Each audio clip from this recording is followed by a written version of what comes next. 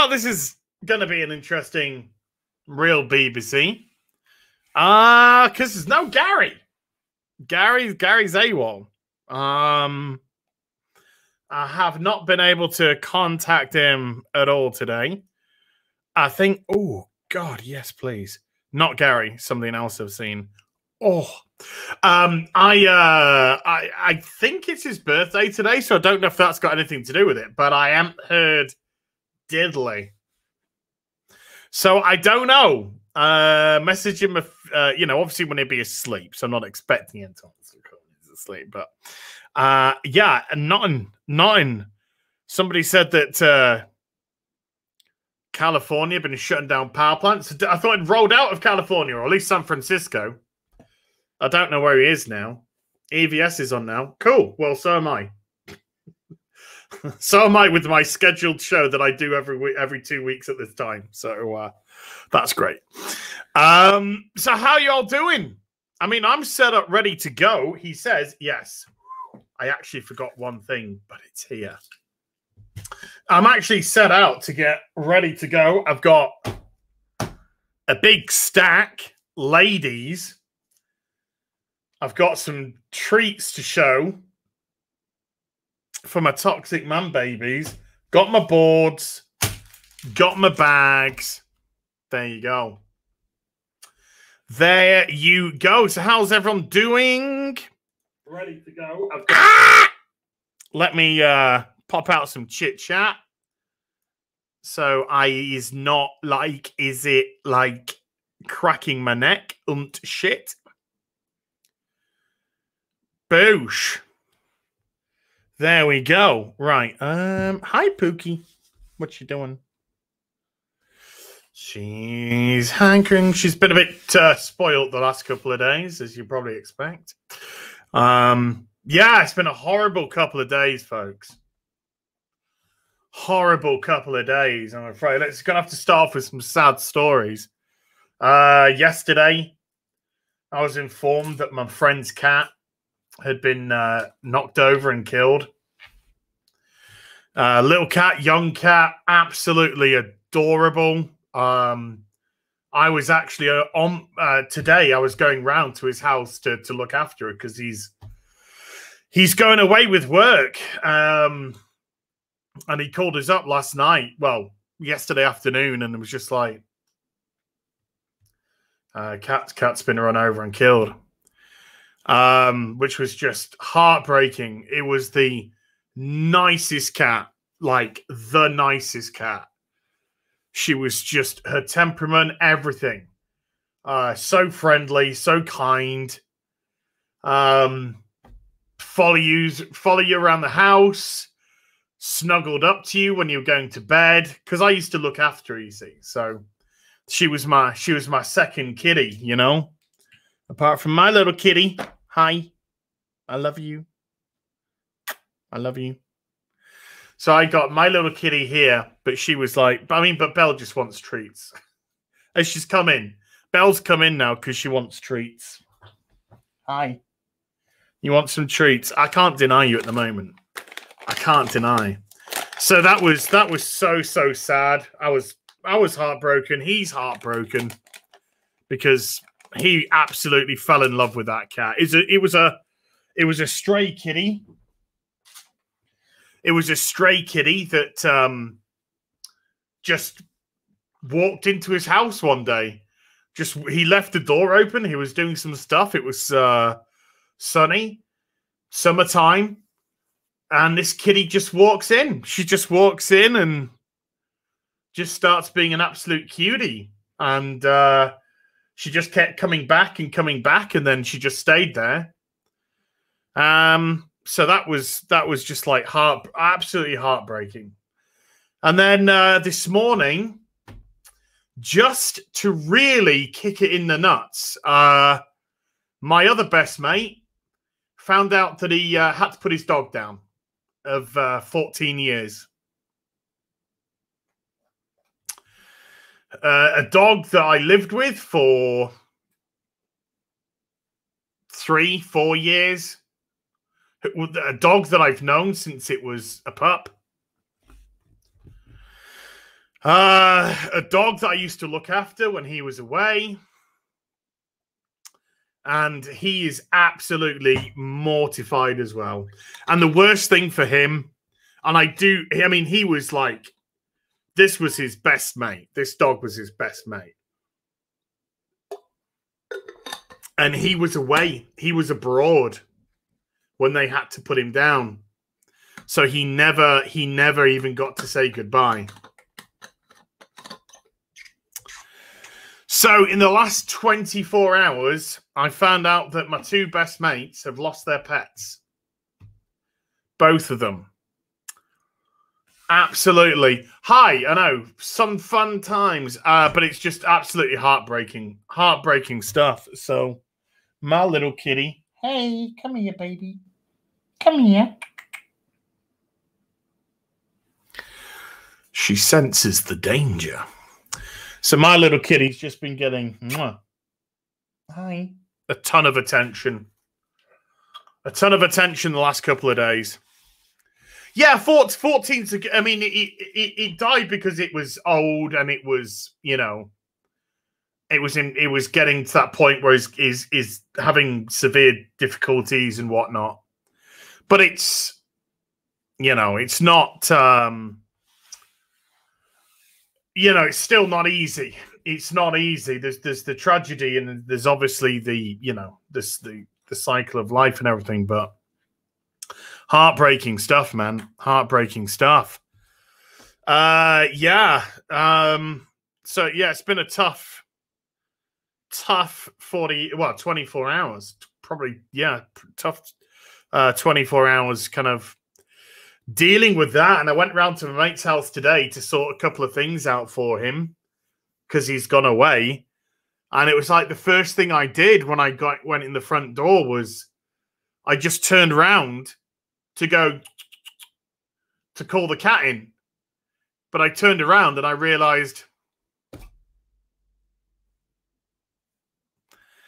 no kitty cat to call in. So it was just like, you know, weird.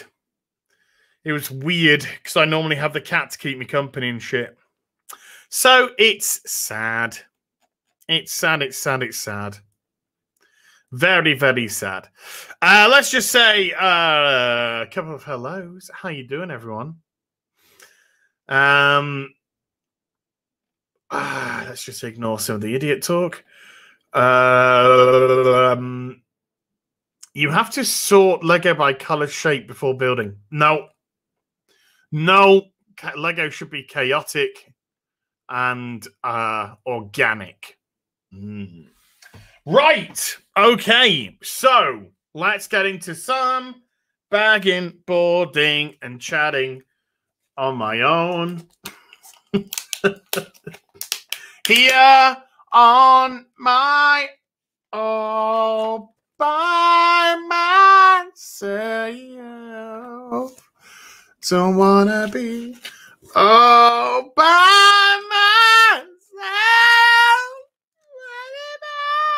Right, let's move on quickly. Right, let's get. There's a couple of super chats already. Last night, by the way, just as I ended last night's Lego stream. Yes, Cecil, Lego stream that I play with. Big Fat Nerd super chatted £5 and said that prison has more cheesy ghost effects than Ghostbusters. I think it says Ghostbusters. So thank you, Big Fat Nerd. Oh, we got a couple of interesting ones here. I got a couple of interesting ones here. I'm here for you, as says Ace Mr. Freeze. Oh, thank you, dude. All the people who are here for Gary are going to be like, where is he? Where is he? Fucking. Let's go. Let's go. Let's get out. Let's get out of here. Where's he gone? I don't know. He must be lording it up in his new palatial. I don't even know where he's staying at the moment. I don't even know where he is, what part of the country he's in at the moment. Great stream last night, says Steve Carter. Thank you, Steve. Boosh. As appreciate you. Gary got bailed out yesterday. Yeah. So this is the first one we're going with today. Penguin Affair, part 1 of 3. Batman 448. That is a Norm Breyfogle cover. So was it Grant Breyfogle? Would this be? I think so. I think that'd be Grant. Alan Grant, Norm Breyfogle. With that one. Oh! We've got an interesting one next. Completely out of the blue next, folks. What can it be? What can it be? While I'm sorting this out, Smarter Effect with a $1 phallic unicorn. Thank you very much indeed, Smarter Effect. Fat Steven Seagal beat up Ryan Johnson. You know, right, I did. With 2 Canadian. Just remember, turn around, panic, and turn around, panic, and shove 3 fingers. Yes. Oh, this is going to be... Some of you are going to be like, oh my God. Oh, this one's thick. This comic is THICC.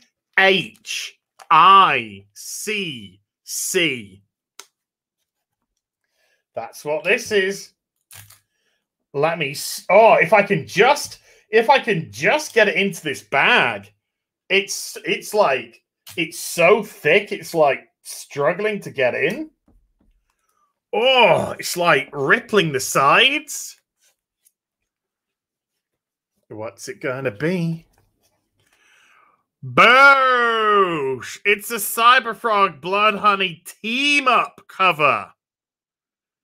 It's the team-up variant cover. Salamandroid. A little bit of Cyberfrog. Vespis just got absolutely wrecked. And that is thick. Look at that tick. Nice tick. That is a tick one right there. So yes, I'm going for the variant covers now. Going for the variant covers. Gary's AWOL. We don't know where Gary is.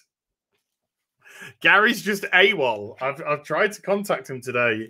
I've not had any luck, so I hope he's all right.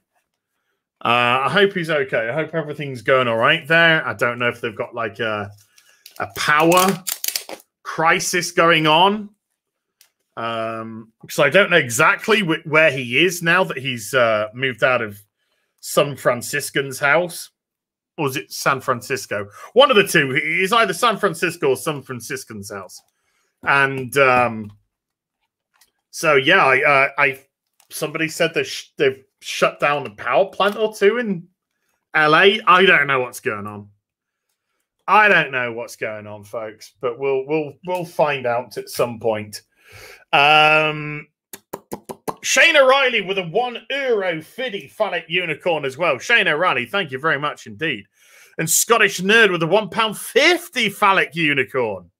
So many phallic unicorns, so little time.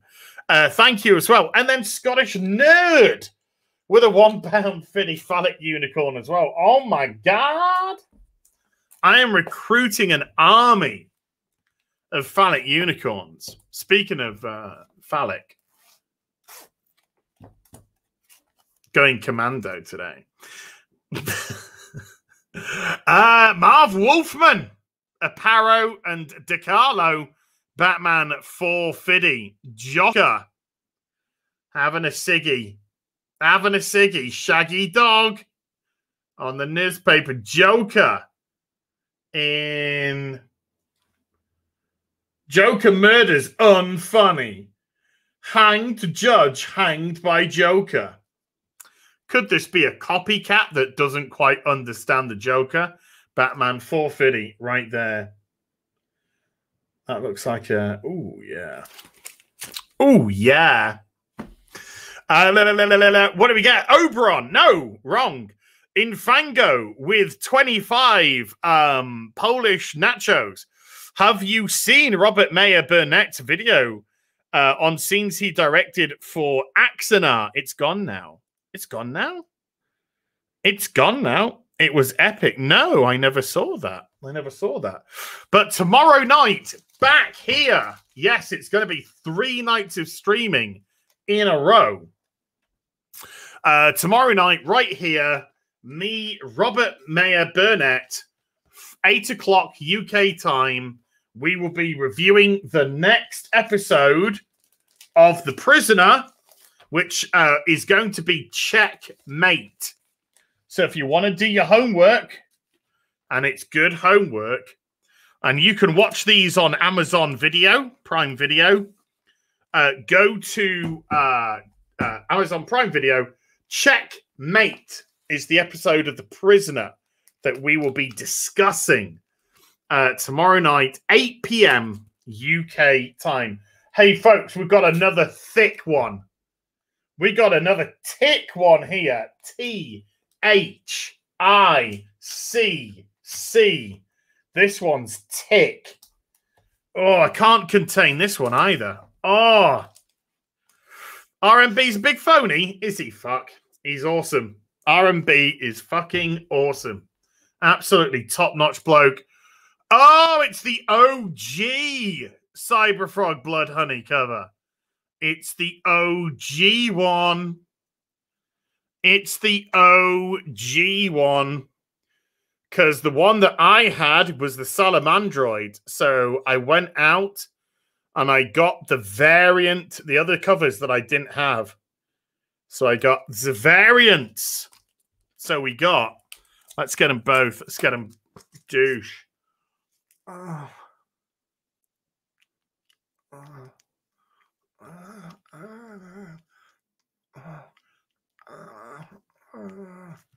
What could possibly go wrong with that? What could possibly go wrong with that? I can't see anything that would. I can't see anything. Gary's normally late, but today he's AWOL, which is a little bit more worrying. We haven't heard from him at all. No messages, nothing. So I hope he's all right. I hope everything's fine. But yes.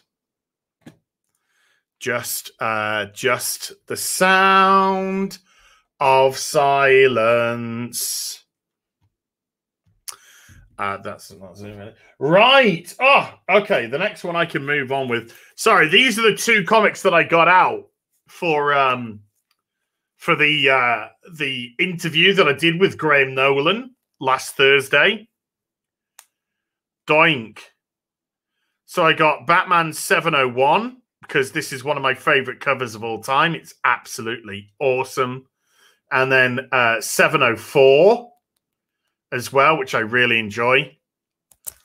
So they're already backed and boarded, but I got them out for Graham, which was a great interview, which is up on the channel for you to see, by the way. If you want to go check it out. I'm just thinking about when I should show off the first toy. I'm going to leave it. I'm going to leave it for a bit because the toys this week, they're special, folks. The toys this week are special. And there's 3 of them. There's 3 of them and they're special. That's all I can say. Oberon with 20 Danish Corona. Hi! What's that Galvatron in the back? Can I see? It is this, which I showed off on stream a couple of weeks ago. It is the Fan Toys Sovereign, which is their version of Galvatron. Although I've stuck a Decepticon insignia on it. So this is the Sovereign Galvatron. Fan Toys. And it is fucking amazing. Look at that. Look at that. Absolutely special. There's its back. It's heavy as well because it's a lot of die cast. A lot of die cast, and the articulation is out of this world. So the poses that you can get this in are just phenomenal. They really are. For all the joints and the bends and turns and the twists and even the ankle. You know, you can even give the ankle some so you can Get some spread legs. Ladies, spread those legs. Oh, my God. You got interchangeable cannon gun. The Matrix of Leadership. And he does transform into the cannon, yes. This does transform. It doesn't just stay like this. It transforms into the cannon mode as well. All of the fan toys transform exactly how their transformations are meant to look. So that's one of the most special things that I have in my collection. I love it so much. I love it so much. Oh, we got to talk about Scott Snyder. Holy shit. Scott Snyder has gone full fucking soy boy.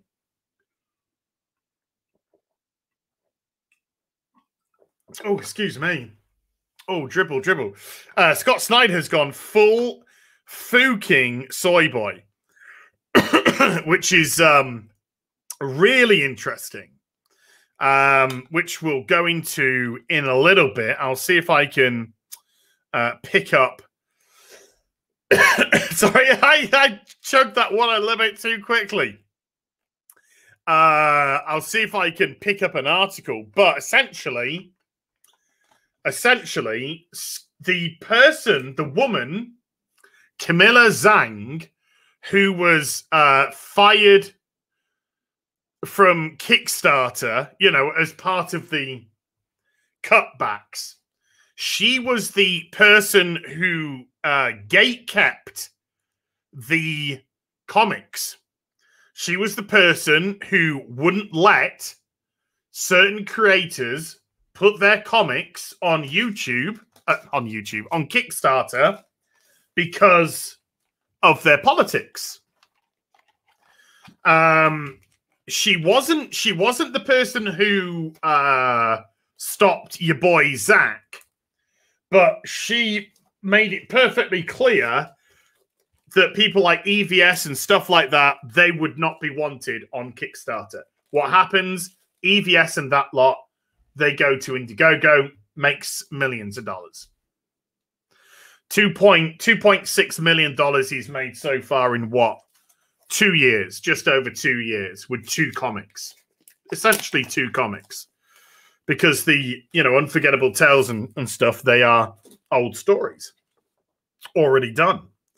Yeah, they've been souped up in as much as they've been recolored and stuff like that. But, it's not exactly new product. So 2 brand new comics. Scott Snyder has hired her to run his Kickstarter campaign. Scott Snyder has hired her to look after his Kickstarter campaign. So if you're thinking about supporting his campaign, and I'm not going to tell you not to. I mean, I'm not going to fucking support it whatsoever. Scott Snyder can eat a big bag of dicks. He is a fucking shill. He's Heather Antos's little bitch. He's bitch made. He got involved in stupid shenanigans as well. Look at that. Oh, yes. A slight case of poison ivy. Batman 367. So I'm not going to tell you who to buy comics off and who not to, but just remember that. Just remember that when you look to support somebody. He's hired somebody who very specifically is anti-consumer, somebody who's very specifically on the side of the wankers in the mainstream industry, the gatekeepers, who was a gatekeeper herself, tried to cut off avenues of revenue for comic creators, forcing them, essentially, because remember, Kickstarter pretty much used to be the only game in town, forcing them to go to Indiegogo. And what happens? They turn Indiegogo into a massive, and to be honest with you, the place to go for comics now. She was the gatekeeper. Gary is AWOL. We have no idea where Gary is. No idea. So I hope he's okay. I hope he's good. But yeah, I haven't heard from him all day. So I just hope that everything's all right where he is. I think it's his birthday today. So I don't know if he might have got carried away, shall we say, with his birthday celebrations. I don't know. At 51, do you get carried away with birthday? Then I don't know. Gary's not streaming. No, Gary is not streaming. Yeah, I don't know. I don't know where he's gone. I don't know where he's on. No, Gary's not streaming. He's not streaming. The person's just being a naughty. He's doing a members only stream. Oh, thanks, Gary. Oh, he's doing. Sorry, I'll apologize to that other person that said he's streaming then. Marvel, I apologize, sir. He's doing a members only stream. Okay. Nobody told him. Nobody told him that it's bagging, boarding, and streaming week. It is bagging, boarding, and streaming week, isn't it? Yeah. I'm not going crazy, am I? I'm not going crazy. This is the bagging, boarding, streaming week, isn't it? Am I going crazy? Wait a minute. Is it me? Hold on. I need to see if it's me going crazy. Have I just done an impromptu... I need to see if it's me. Have I gone mad? Have I gone literally mad? When was this? 4th of August. No! I'm right. This is a bagging, boarding.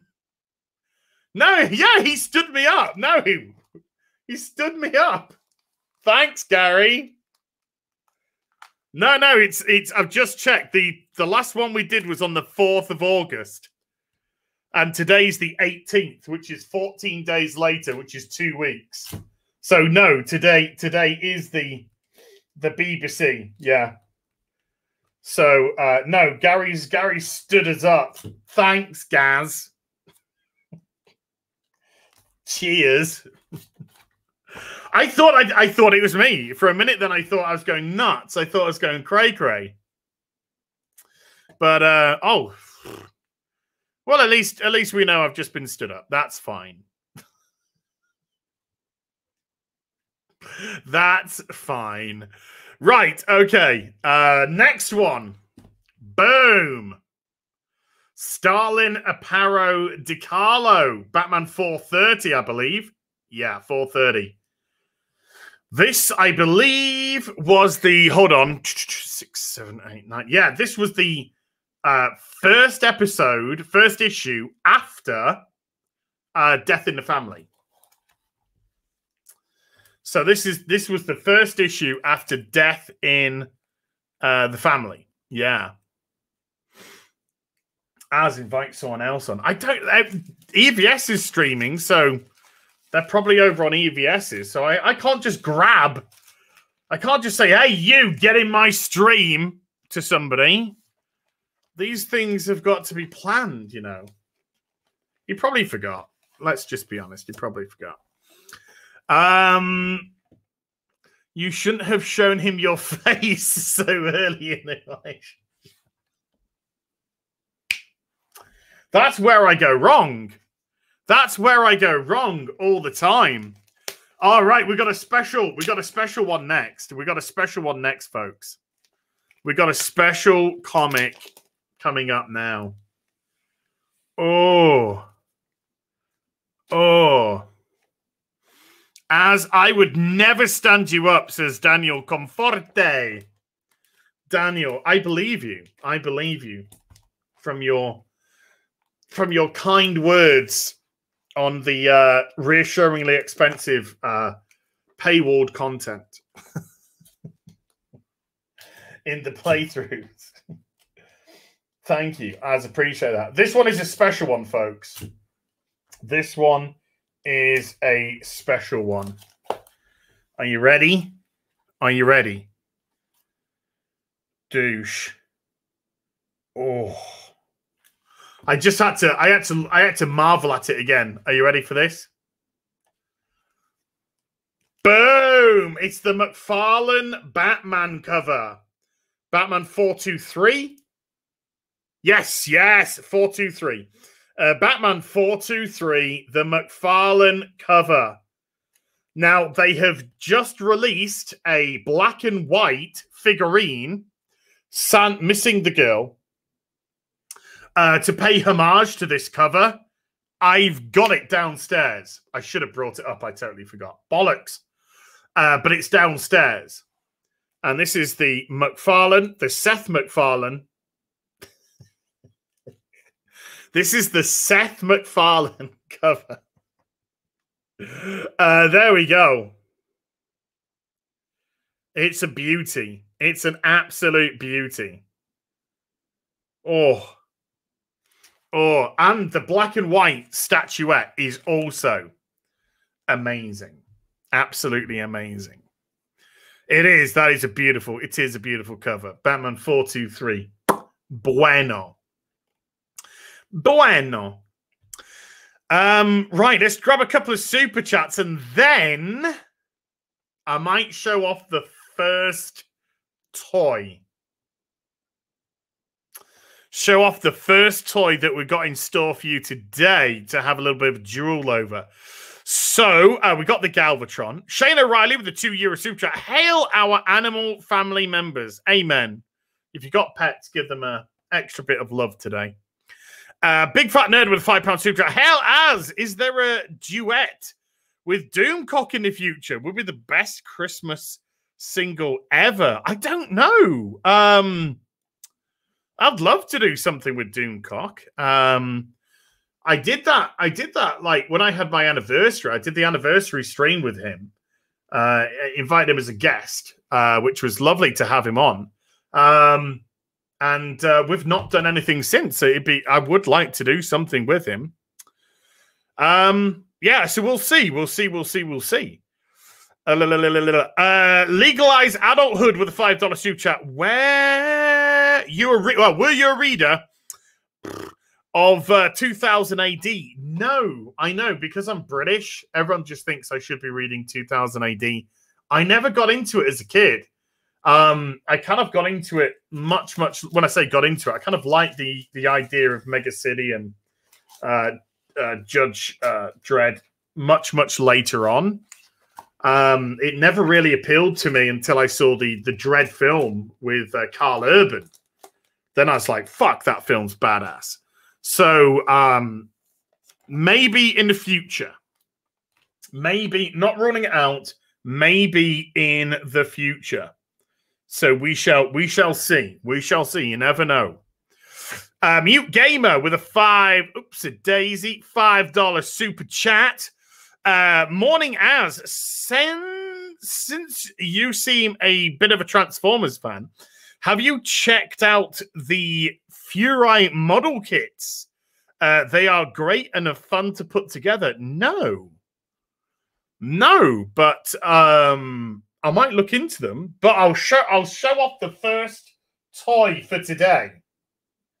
I'll show the first toy off for today, and there are 3 of them. Here we go. Toy number 1 is... It's the Fans Toys Blur, or in this case, known as it Jasper? Jabber. They call it Jabber, but this is the Fans Toys version of Blur. Oh, yes. And I've got him in a really cool kneeling down with a big gun in both hands pose. These heads are a little bit tricky because they're on these little grips here, but it is on a ball joint. You've got to be a bit careful with those, but they do have good articulation when you can pose it and then click it back in. It's got great articulation on the joints. Again, a little bit heavier because it's a lot of die cast, and just looks brilliant. Brilliant compared to the original model. So this is the blur. I mean, I can stretch out the legs so you can get an idea of the height. So that's the, you know, so it's got great articulation. You can get rotation here. We've got rotations here. And the rotation can go all the way back with this as well. So you got Jabba, not Jabba the Cuck, Jabba the very, very fast hover car. So I got him in that pose, but I'll stick him up for now. There's the first one. 2 more. Let's just put that back in there. 2 more to follow. Good thing is this has got nice stiff joints, ladies. Nice stiff joints. So that's great for posing. And then we'll just see what the others are. But there you go. Hobbit Warrior with a $2 super chat. If Az had $2 every time he asked, where's Gary? I'd be a millionaire. Picard sucks. Yes, it does. With a $2 super chat. Remember that Gary is old and he probably forgot. It might be a case of the Alzheimer's, yes. Mono War 665 with a $2 super chat. Short bus licking the windows shape so I have no idea what you're going on about, dude, but okay. Kiri with a £1.50 phallic unicorn. Kiri, thank you very much indeed. Andres Antonio Gonzalez Consecos. I don't know because it's cut off. Carreras, maybe. Maybe not. Pretty terrible, I must confess. I must confess. With a $5 super chat. You always say negative things about the LGBT community. No, I don't. That's a lie. Can you tell me something good to show you're not just homophobic? You have a real point. No, because if I just say something pandering, then I would be hypocritical. I don't. You are broad stroking me, and that is not good, sir.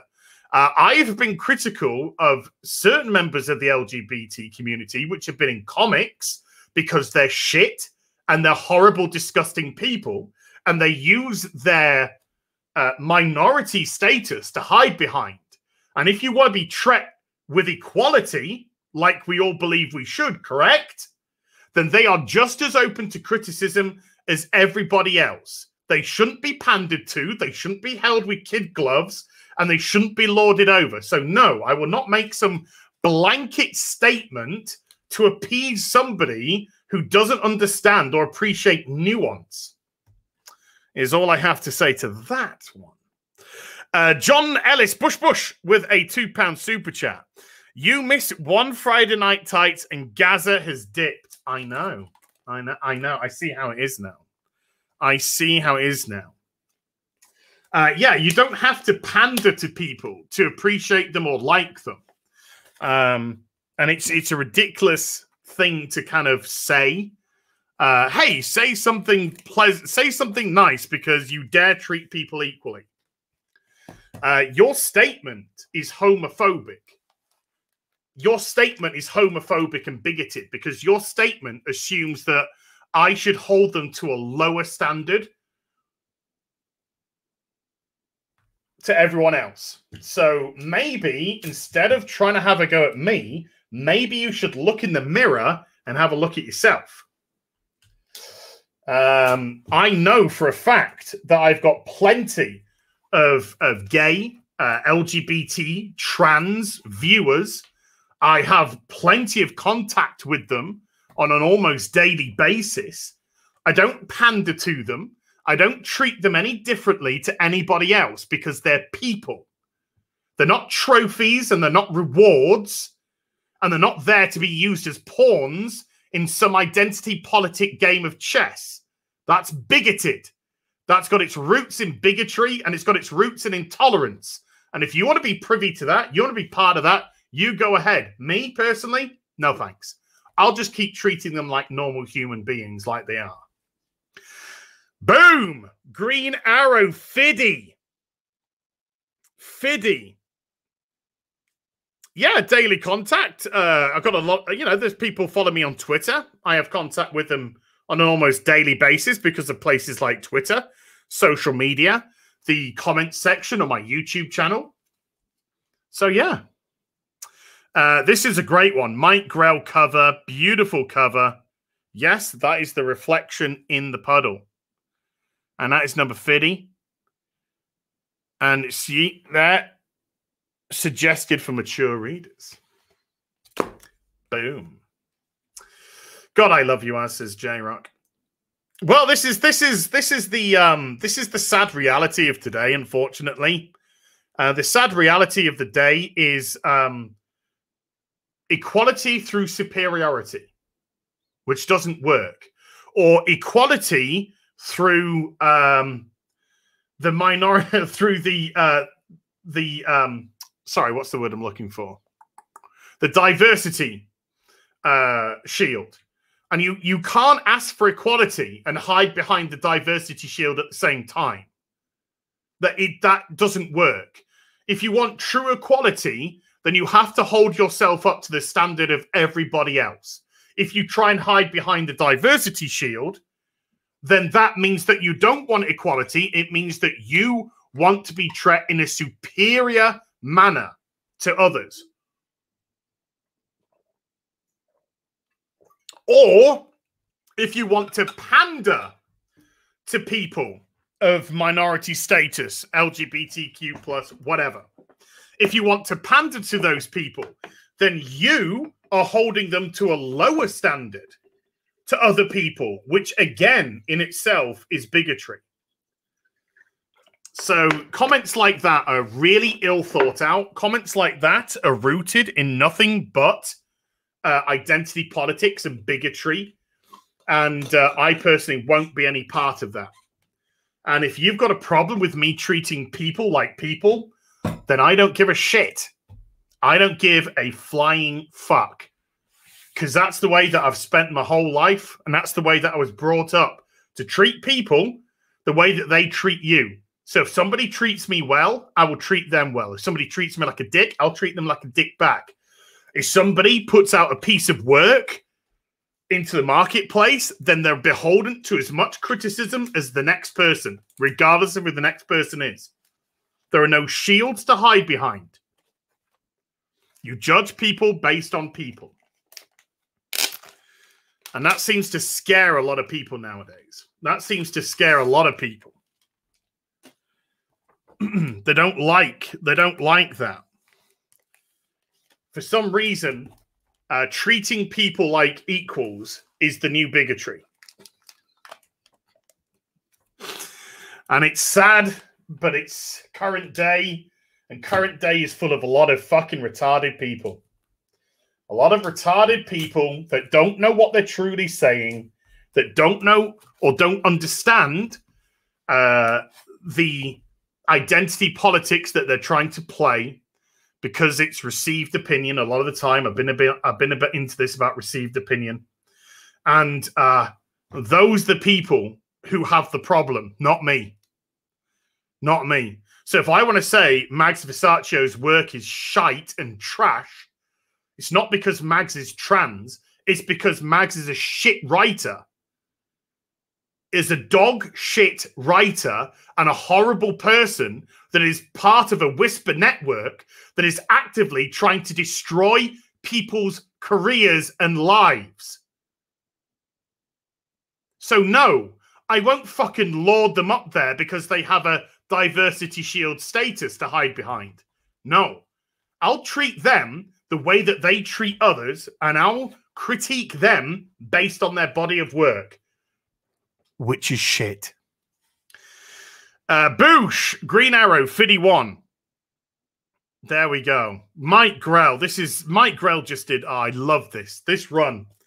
It goes from like issue 1 to like, ooh, I'm going to say about 70 something, 75-ish maybe.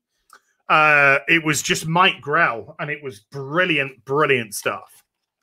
And you should, you should check it out, because you could probably pick up the Green Arrow, this run of Green Arrow. I think it started in 88, maybe.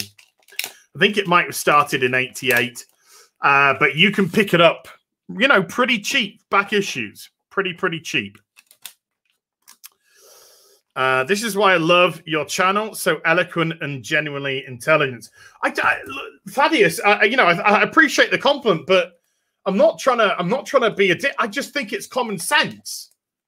I don't think it's intelligence. You know, I'm not professing to be the world's most intelligent person at all. I just think it's common sense.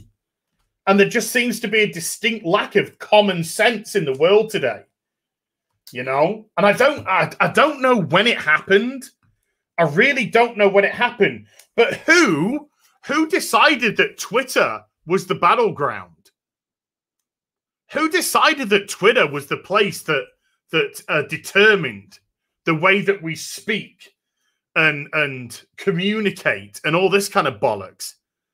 It's fucking utter dog shit, man. Fuck Twitter. Fuck Jack. Jack's a fucking piece of shit. If Jack was a genuine person that wanted to benefit mankind, he'd shut fucking Twitter down tomorrow. He would shut Twitter down tomorrow.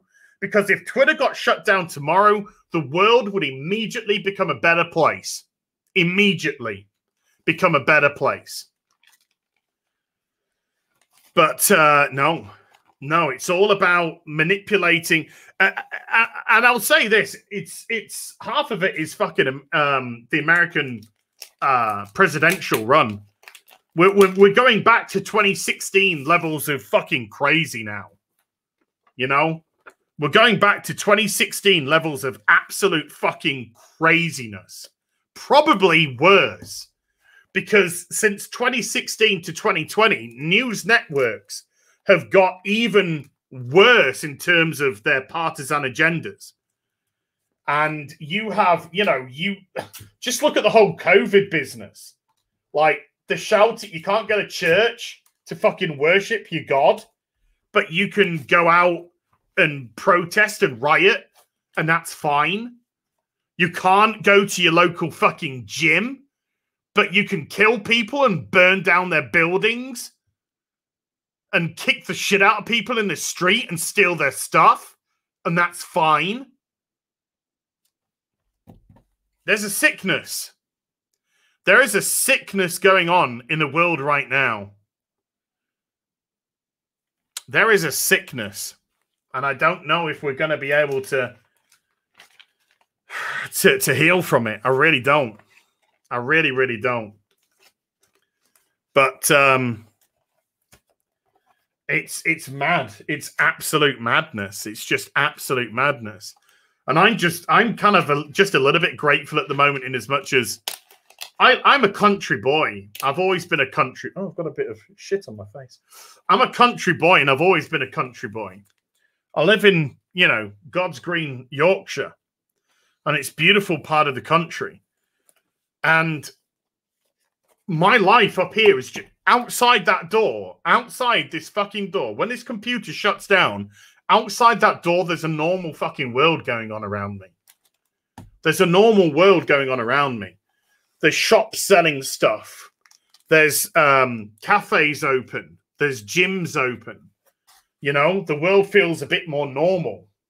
But you get onto this fucking weird-ass motherfucker, and everything goes batshit crazy. Everything just goes batshit fucking crazy. People just lose their sanity. Just completely lose their sanity. And it's frightening. Just absolutely frightening. People claim to not want to be labeled. Stop labeling me. And then they go around saying, I want to be known as this and that. These are my pronouns. This is my that. This is my other. How can you claim not to want to be labeled and then go around and stick a million fucking labels on yourself? Oh, I know. Because when you boil it down to its common denominator at the end of the day, you're just an attention-seeking little shit. That's all you are. You're just one of the many millions of voices that is just shouting for fucking attention like a hyperactive little bitch. And you don't care if that is good attention or bad attention. You're just screaming, look at me, I'm going to say something horrendous, so it's going to get me clicks and retweets and likes and comments. And that's where we are. That's where we got a bunch of insecure, antisocial people because they're now living on the internet and they think it's their be-all and end-all. They think life starts when you turn the computer on and life fucking ends when you turn it off. Screeching and shouting like fucking harpies, and then you get escalation. Then you get escalation. Because now it's you can't just call somebody a Nazi or this or that. You got to go higher. You got to go higher. And where has escalation led us? To cancel culture. It's not good enough just to call people names. Now you've got to destroy their lives and hopefully get them to kill themselves. And is there any remorse? Is there any morality to it? No. It's a frenzy. It's a feeding frenzy. Like a pack of fucking vampires sucking the life out of people and then killing them. That's quite an apt cover right there. And it's sad. And it's sad because since the gyms have reopened and since we've got a little bit more normality back in the world here, I go to my gym and I have conversations with normal people from every walk of life. Because you don't fucking know me. These people that say, oh, you're this and that. Oh, you're a phobe. You're fucking this. You're that. You don't know me. You know nothing about me. You know nothing about who my friends are. You know nothing about who I interact with. Just because you play a fucking game where you have to go on the internet and show, oh, these are my friends. This is the group that I hang with. This is my crew. We got to gays and we've got to transies and we've got some blacks over there. I'm so multicultural and diverse with my friendsies. Do you know what that says? It says that you're an insecure little fucker. It says that you're an insecure little fucker that has to show. You have to project. Jesus Christ. Whereas every day, regular people like you and me, every day, normal people, we go out the door. What do? We interact with all sorts of people every fucking day of our lives. Why? Because that's life. That's normal. Because that's the world outside the door. Fuck me. Yeah. Can you clip your rant? Can you clip this rant, please? Boosh.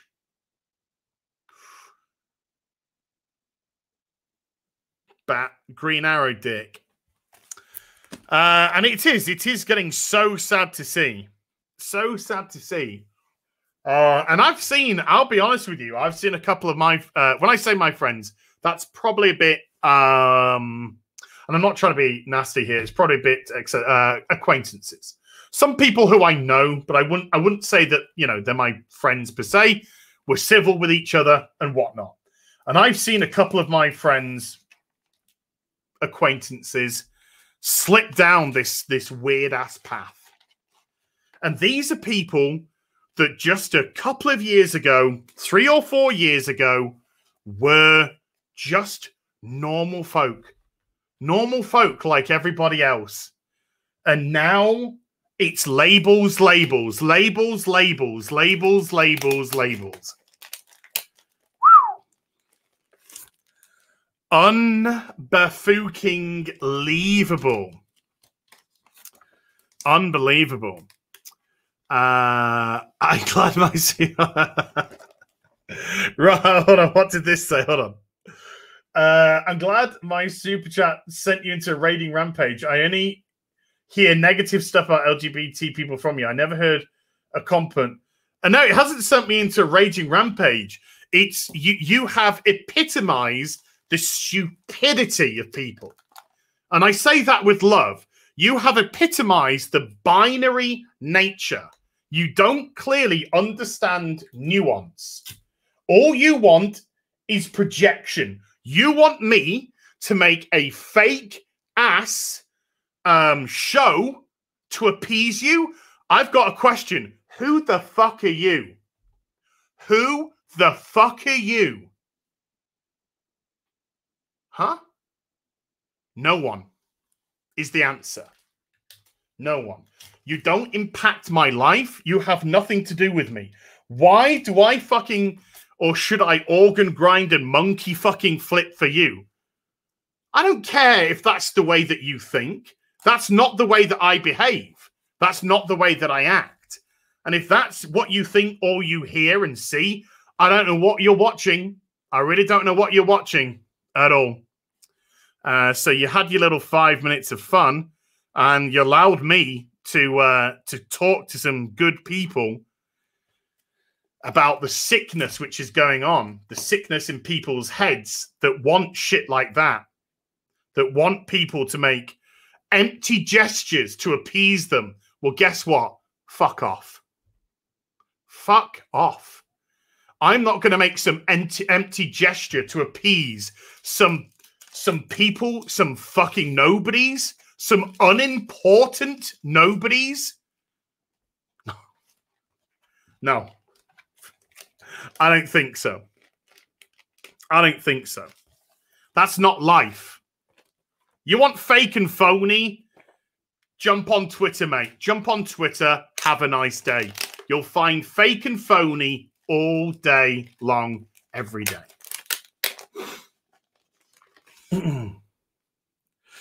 Right, let's go through some super chats. Yeah, and if you want me to answer any more of your questions, pay me, bitch. Right, let's answer some more questions. Scottish Nerd, where do we get to? Mayer's the Bouncer with a $5 super chat. I have a ton of stuff to bag and board. Wish I was at home to do it. I bought a few. We got quite a few things to. I got a bit of a package, ladies, this week. I got some stuff. You know what I'm talking about? Yeah, you know what I'm talking about. I got some stuff. I had an interest in some certain things, and some recent events made me think about certain comics. Like in Green Arrow, this guy's very liberal. This guy is very liberal. This Oliver Queen is very liberal, but it's done in a really cool, interesting way. That's what makes this comic such an interesting, good run.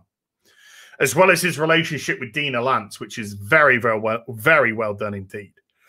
CB News and Reviews with a £5 super chat. It used to be I was just gifted a G1 1989 Optimus Prime, and I feel like a kid again. Damn. Yeah, I never owned a G1 Optimus Prime. I do have a reissue, you know, just the truck part, not the trailer, because they do that now. You can just get the truck part.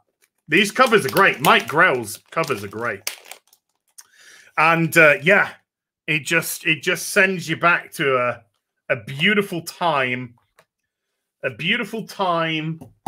when just smacking your Transformers together was great fun. Speaking of which, might get the second toy out in a moment. Hey, Garrulus, we've still got 1,400 in. So thank you, folks. As appreciate you. As appreciate you. Spdang. These are great covers. Douche. That's awesome. Bam. It's a great it's such a good relationship between them. Scottish Nerd with a £2 super chat. Az joined Gary channel and stream for attention. Nah, if he's forgotten, he's forgotten. Mark C with a $10 super chat. Found Transformers ear for Cybertron. Interesting. Cup was given a new name and gender swap, but I think you mean War for Cybertron. Yeah, I think War for Cybertron. Cup was given a new name and gender swap, but definitely his design. Only thing resembling woke I noticed. I don't think so, Mark. I know what you're talking about, but if you notice that there was a lot of designs which were the same on Cybertron, like the Sideswipe model, the Soundwave model, and the Cup model were used plenty of times. The Decepticons had plenty of things which looked the same as well. The the planes all look the same. So that wasn't Cup, and that wasn't meant to be a gender flip of Cup, because there wasn't Cup, and there wasn't Blur, and there wasn't Hot Rod. Did I just say three things? Or did I just say Cup? Oh! It's the second toy. It's the second toy. There we go. And this is the Coot. This is the Coot Fans Toys Cup. There you go. Look at that. Look, he's even got like a metal stogie in his mouth, which I got. This model is absolute baller. This is just baller. Hey, Perry Chan, how you doing, you gorgeous person? This model is fantastic. This is amazing. Absolutely amazing. Sergeant Cup. Only got 2 more weeks on the job. Bang. Bang. Would I paint these? Oh, God, no. These are perfect colors. So there we go. We got Cup. We got Blur. I wonder who the third and final one could possibly be. So we got Cup and Blur. Not Hot Toys, sorry. Fans Toys. So yeah, Mark, I don't think it was meant to be Cup. I don't think it was meant to be a gender swap of Cup.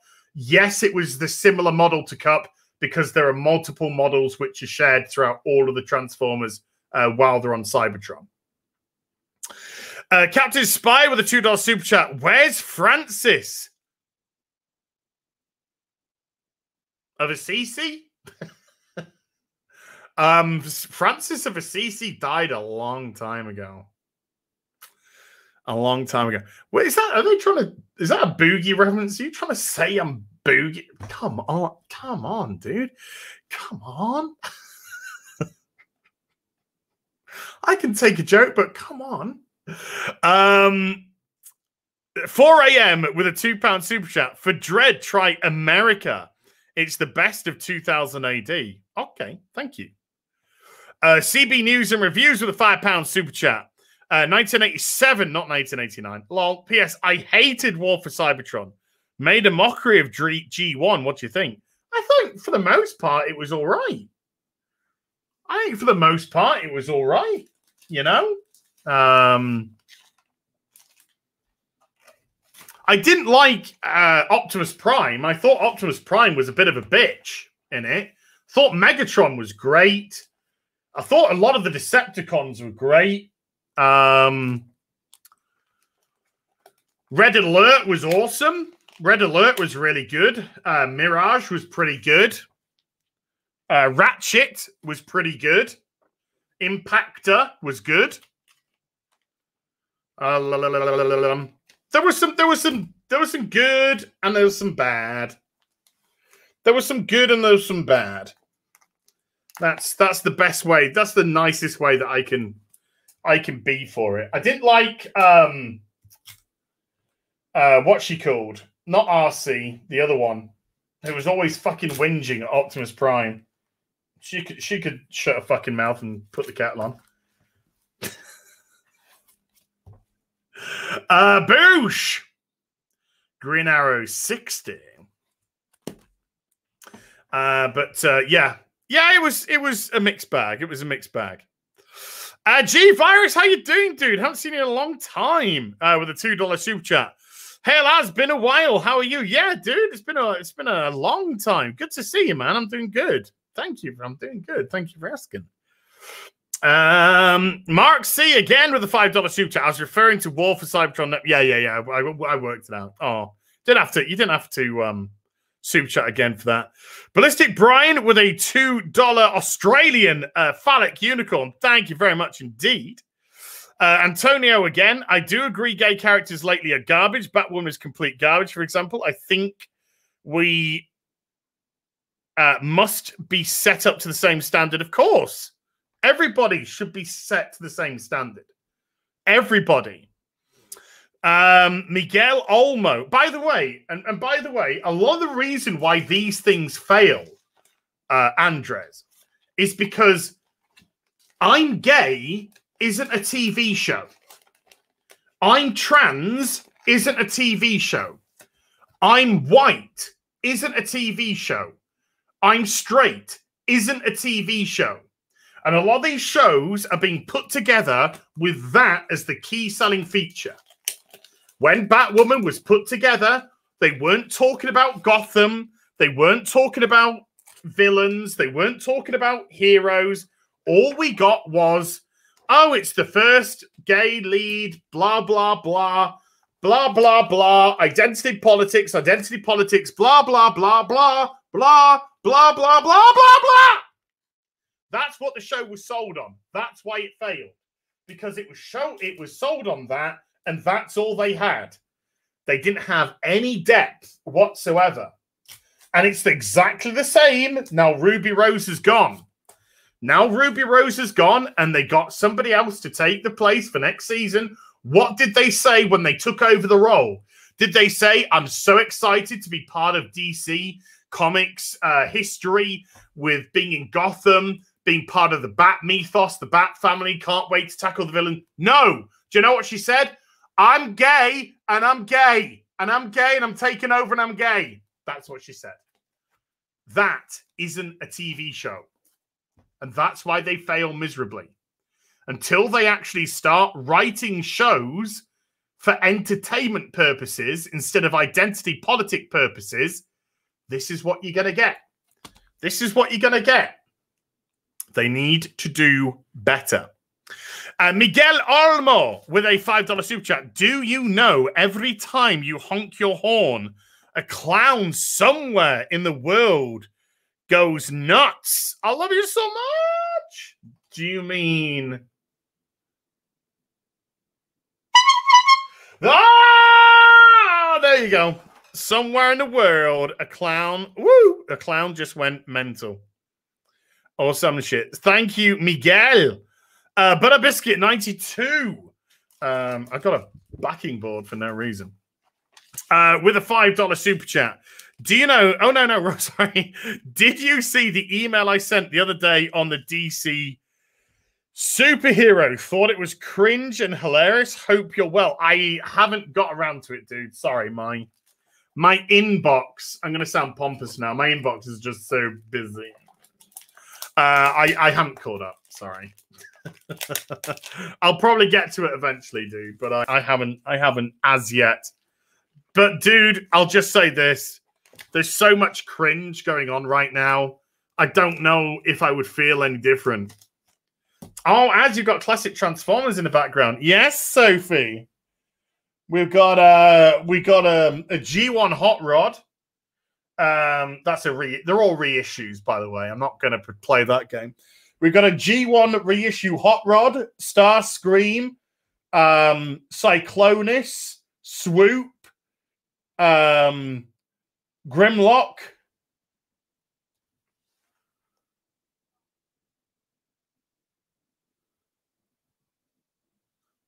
Yeah. I think another, but I can't remember.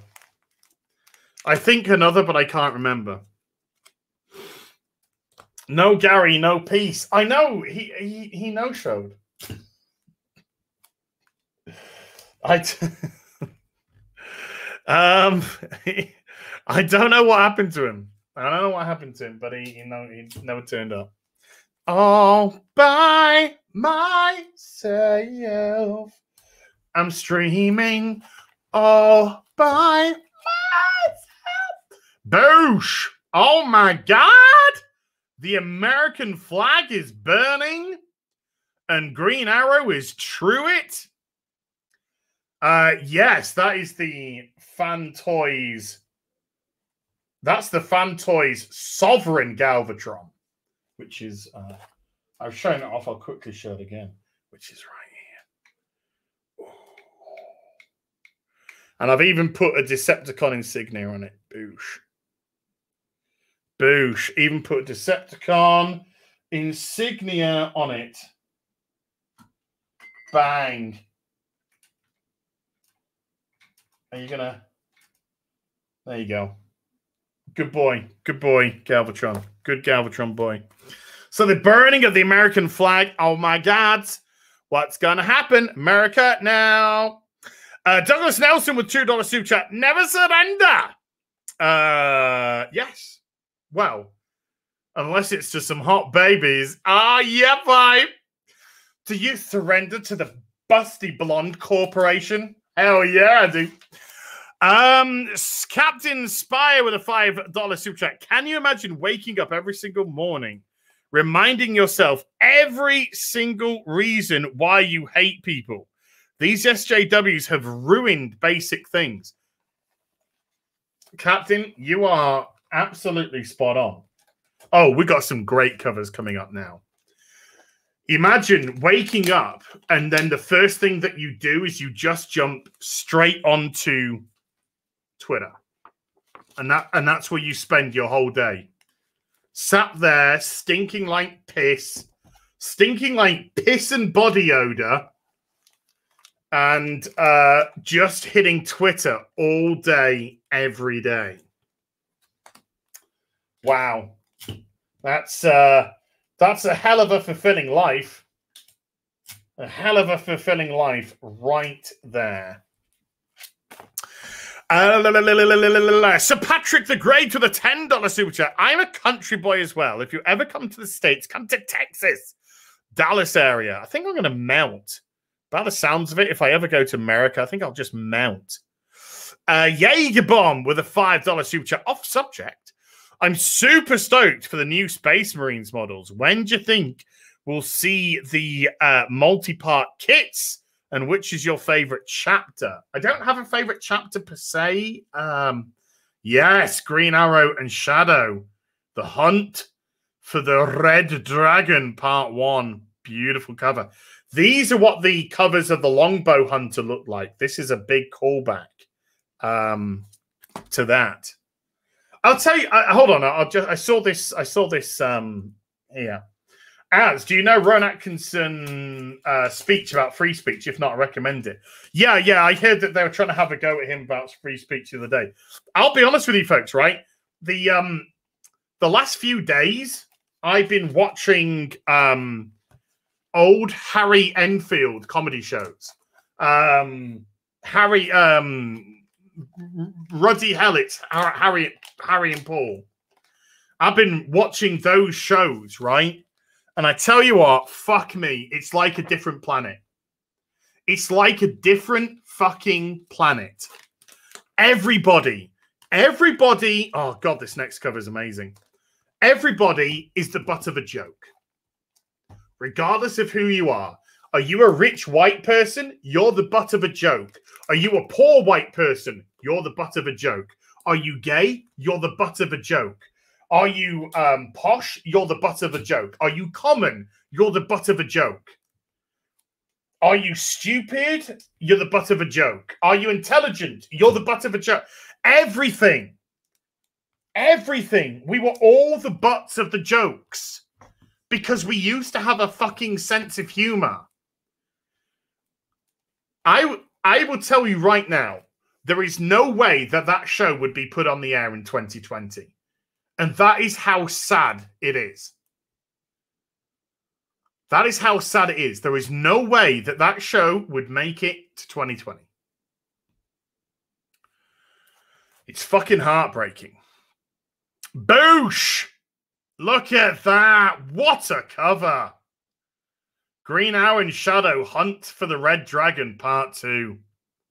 Damn, so 63, 64. I think it's 5 parts. What a cover. Shit, that is... Oh. Damn, that is beautiful. That is beautiful. And I say, I'm a great believer. I've said this before. If the day that you start taking yourself too seriously, that's the day that we lose our sense of humor. That's the day we've lost. And right now, the world has no sense of humor. It's had the sense of humor sucked out of it. It's had the sense of humor sucked out of it, and not in a good blowjob kind of a way. More like in a, oh my God, a snake bit me on my fucking nose, and Fat Geralt is the only person who can suck it out.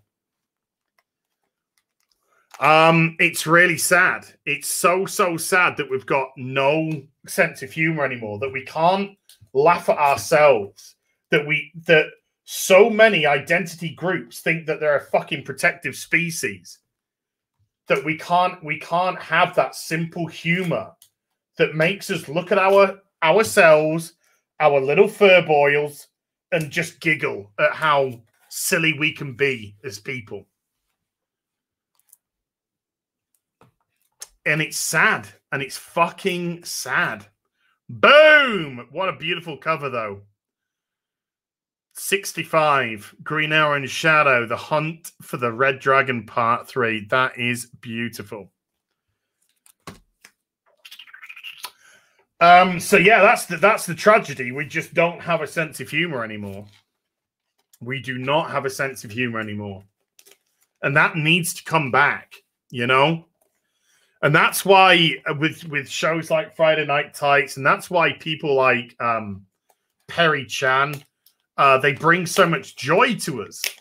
They just bring so much joy to us because they can take words that we say and they can twist them and take them out of context and make rap songs about me rapping about Batman's penis.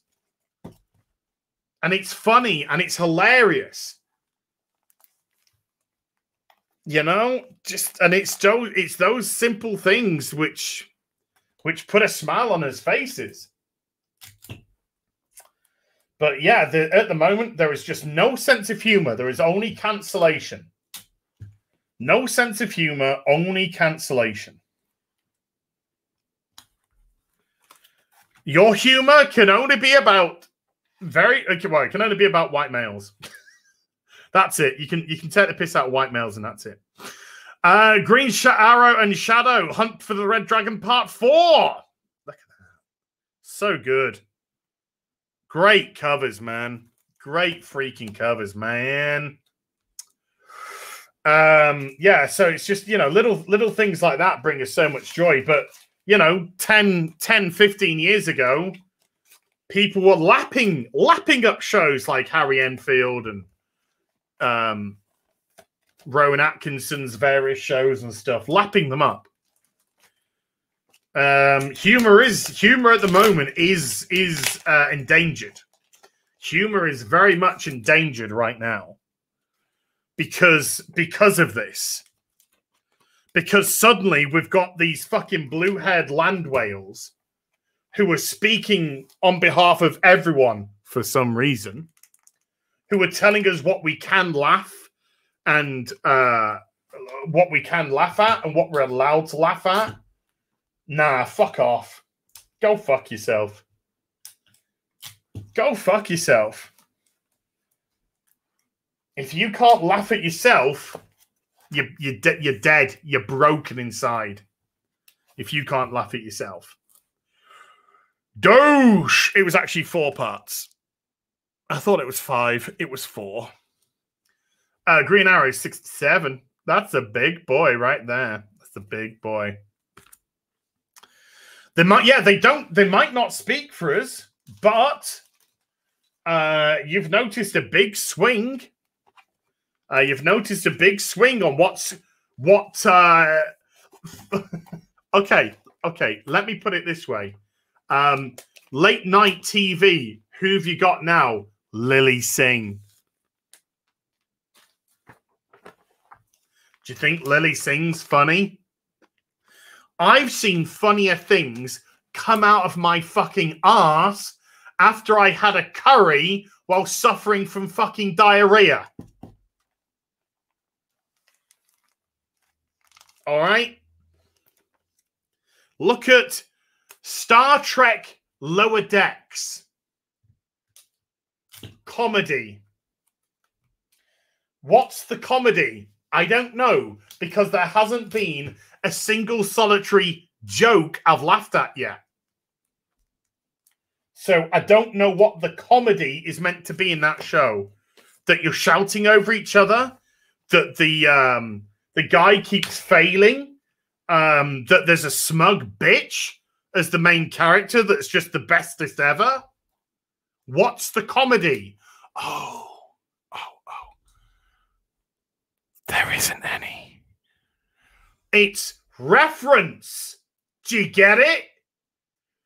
I said warp core. Star Trek has warp cores. Do you get it? It's a funny. There's a Klingon. No Klingons? Remember Klingons?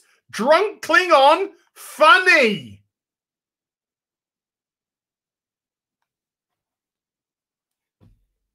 I remember in Star Trek The Next Generation, there was a bunch of Klingons in 10 Forward. I think it was in 10 Forward. And one of these Klingons went up to Data. And they said, oh, I've heard about your legendary strength.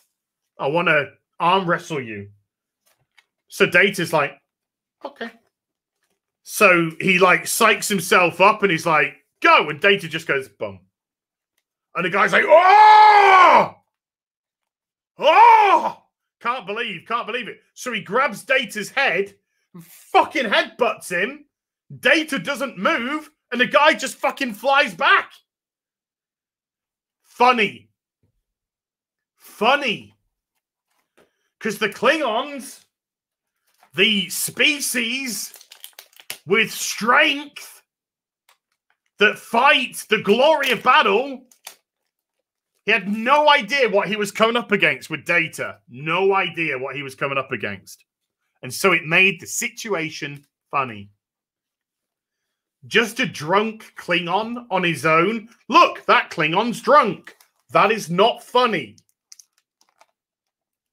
There has to be more. What is the joke? Is the joke they're drunk?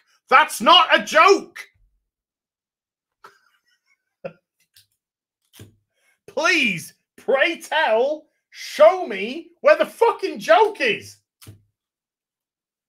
Point at the fucking joke. Because I have yet... It's like, where's fucking Waldo? I can't fucking find it anywhere. I can't find the joke in your show. And I just poked myself in the eye.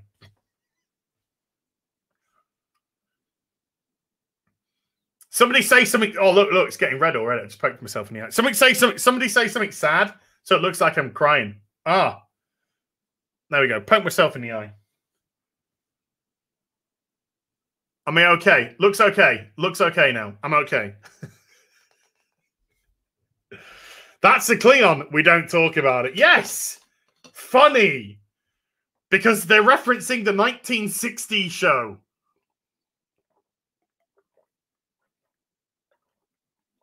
Where Klingons looked a lot different. Oh.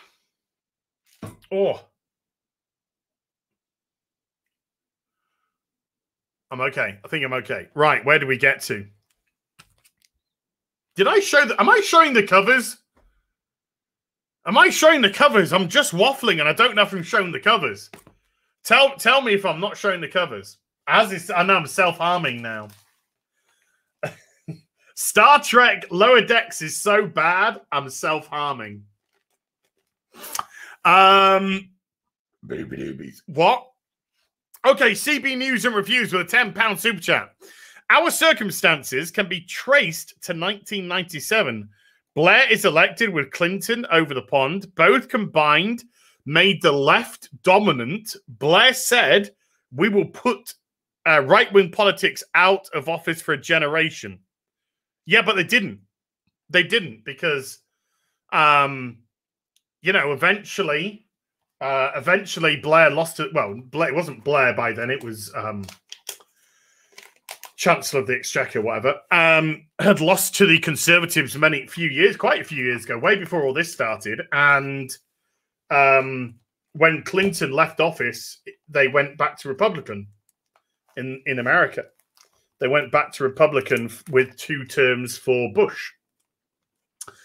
So I wouldn't say that was the. I wouldn't say that was the case. That was the point. I think a lot of this can be traced to social media and the manipulation of social media and the manipulation of major network news. Oh my God, rock concert, edgy boy.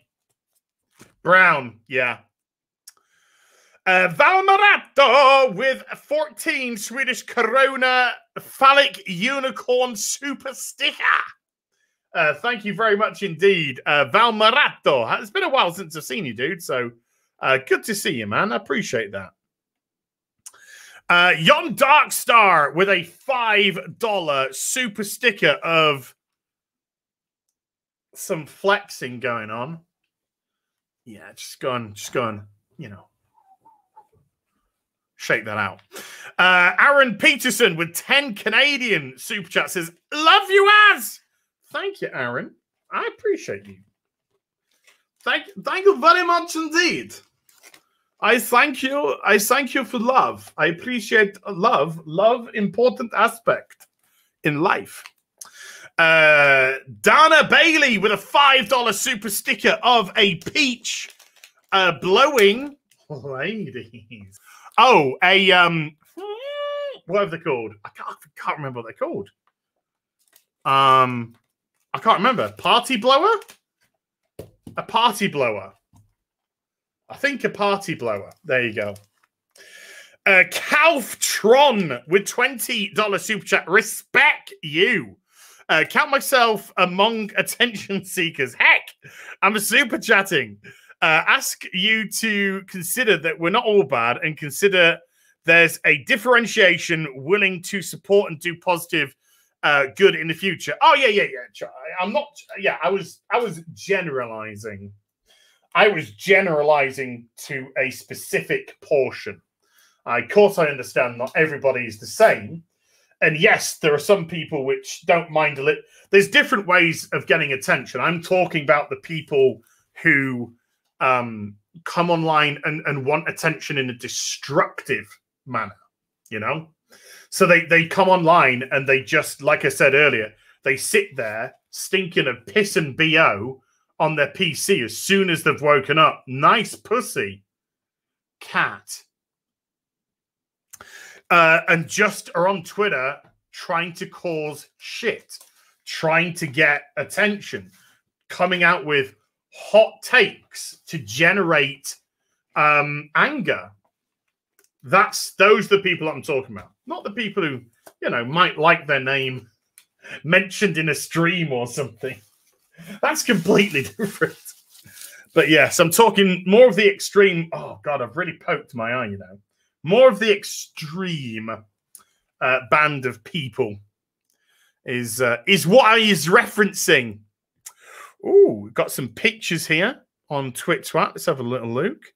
Oh, doggy. Lovely doggy picky. There we go. Right. Okay. Let's get back to it. So, yeah, I'm talking about the extreme weirdos. I'm not rubbing. I'm just making sure that the drippage, because I poked my eye, so it started to. Your eye starts to water up as a natural defense. So I'm just sort of just subtly like wiping the watering up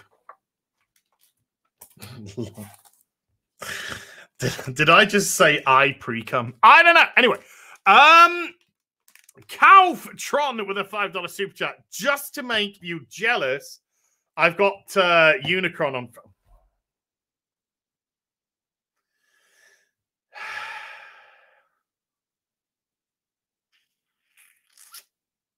I cry every time.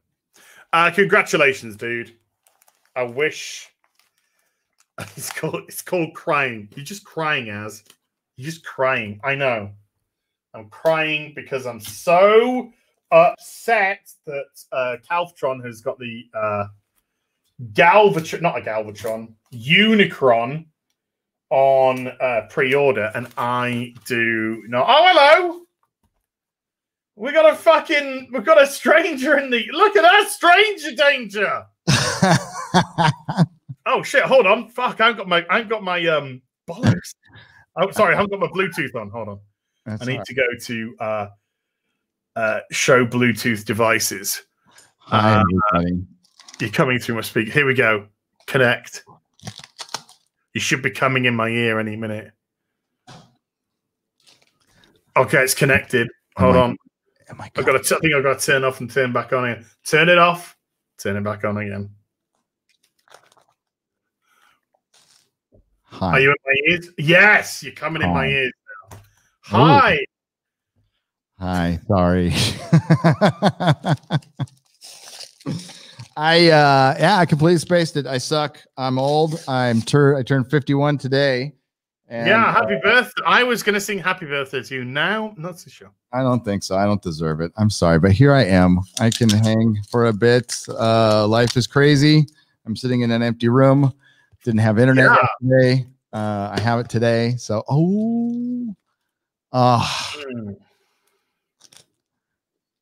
when comics were good. Look at that cleavage. Look at that is subtle and beautiful and tasteful as well. It is. But that would be toxic now, you see. That would be very toxic now. That would be very... And that's Mike Grell, who's a big old lefty as well. Yeah, like most of the comic book industry now. Yeah. My God. Happy birthday. Hi, thank you. 51. 51. Yeah? 51. 51. 51, the Chinese rapper, was on earlier. Yeah, I heard you were yelling at somebody earlier. What happened? I wasn't yelling at somebody. I was yelling at circumstances. Circumstances. Okay. Yeah. Somebody said, "Hey, Az, all you say about LGBT people is negative. I want you to say something positive about them." And I went on a 20-minute rant about how that's a very stupid thing to say. Not understanding, number one, not understanding nuance. Number two, if I just said something positive for the sake of saying something positive, then that would be bigotry, because I would be playing the identity politics game. Number three, I believe that everybody should be criticized as an equal and not held up on a pedestal. And number four, also, nobody should be pandered to either. I shouldn't be treating LGBT as beneath me and therefore in need of praise and validation. So, exactly. Yes, but it went on for about 20 minutes and it's a hell of a rant. That's good. Oh, that's a beautiful cover.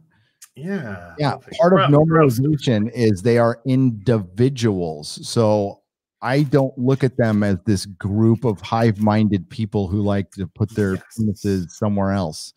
They're individuals. A lot of them act just like, normal people. That's it. I like to know them as Steve. That's, they're by their proper names, and not as gay, not as bi. Yeah. I absolutely concur. Yeah, I said I'm going to keep treating them like people, if that's all right. Yep. And that's the way that I'm always gonna. That's the way that I'm always gonna be. And I said, we have interactions every day with people from the LGBT community because they follow us on Twitter, they engage with us on Twitter, they comment on our channels, they watch our streams, and we don't pander to them. We just treat them like normal fucking people because that's what they are. Yep.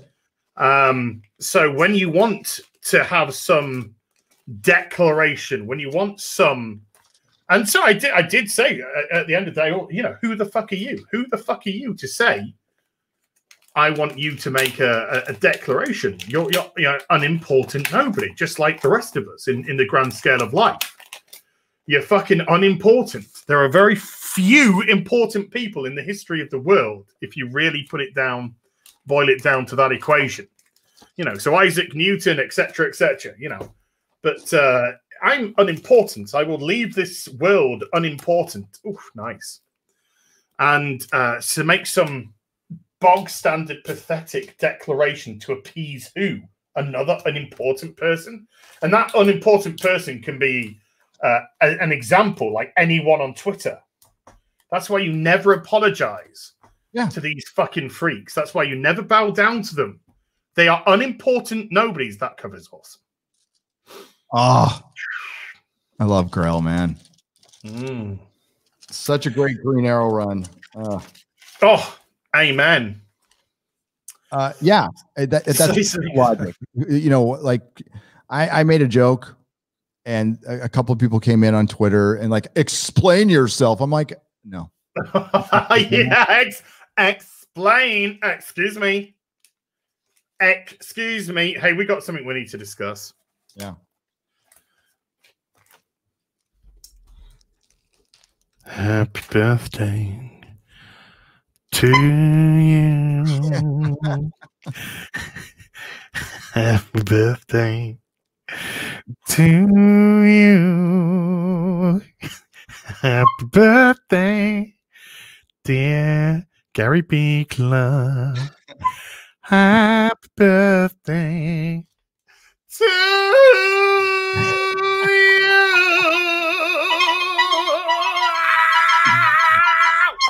Thank you. I am moved in all the right places. As yeah, you should be. Yeah, you should be. You should thank be. you, man. I'm sorry. It's all right. It's all right. I thought either you forgot because you're a doddering old cunt, or you were just too busy with your birthday shit. All of the above. But I was more worried that everything was all right because somebody said, "Oh, they're turning off power stations in places," and I was like, "What?" Yeah, that's normal. Actually, the rolling blackout things in California have been going on for years. So I think people are making a much ado about that, and it's stupid, and it's because the state was completely mismanaged and has been for decades. But yeah, we're used to it. We're absolutely used to it. That is a normal thing. So these are the Superman. That Superman collection I told you I grabbed. This is part of it, and my God, it had more stuff than I thought. I got this for a little more than that Batman collection, but this goes way further back. And look, it's got shit like this. Awesome. Oh, God damn it! That is beautiful stuff. Well, this is Green Arrow 75, and that's a beautiful cover as well. Oh my God.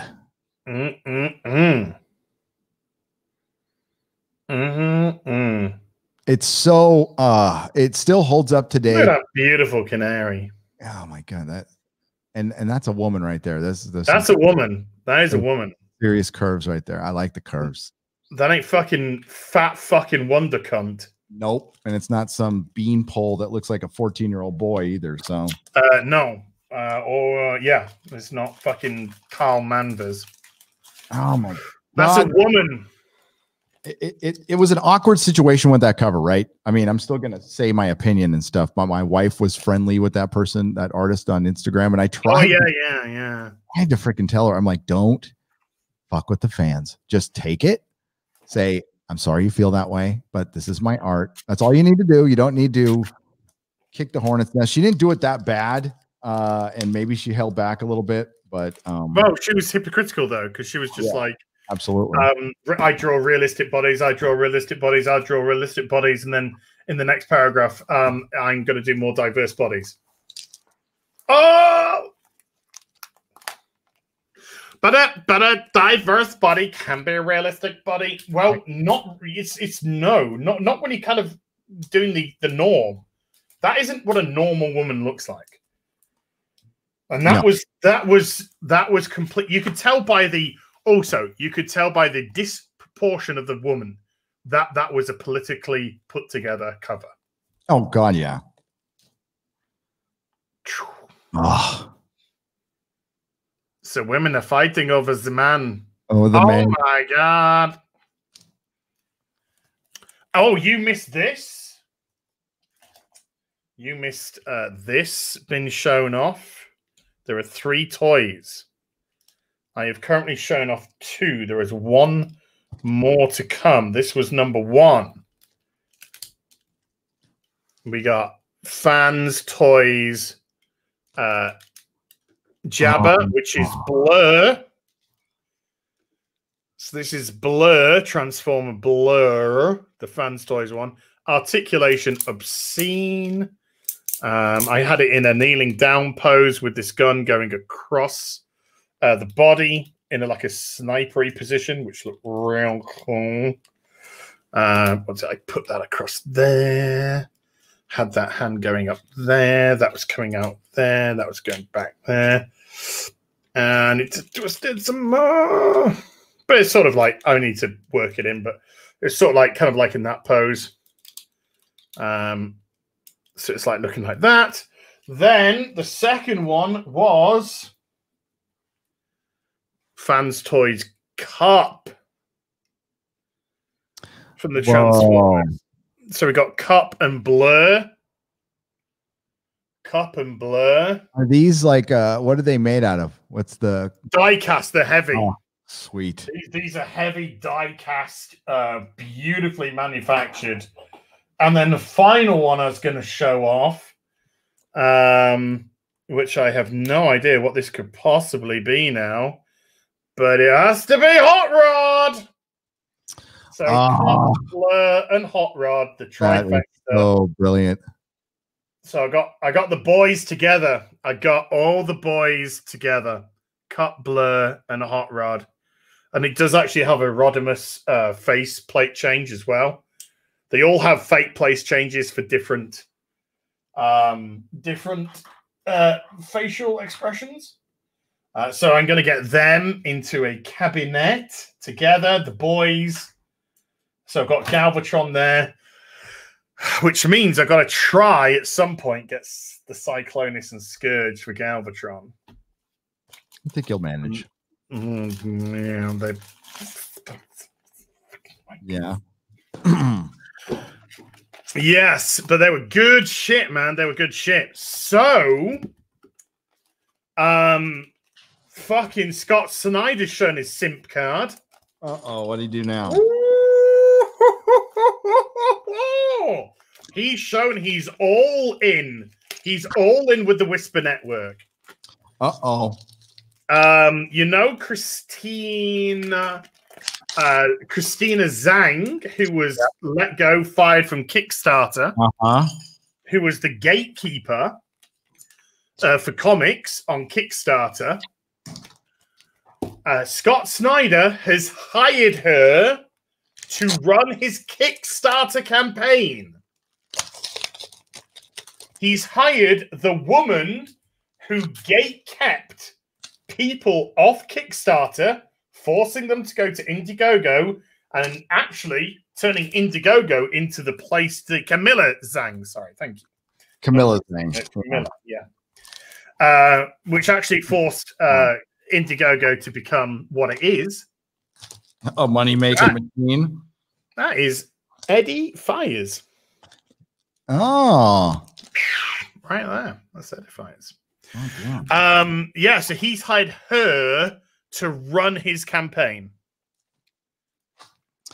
Well, that's not going to make any money. I mean, that's not but it sure looks good on Twitter, though, doesn't it?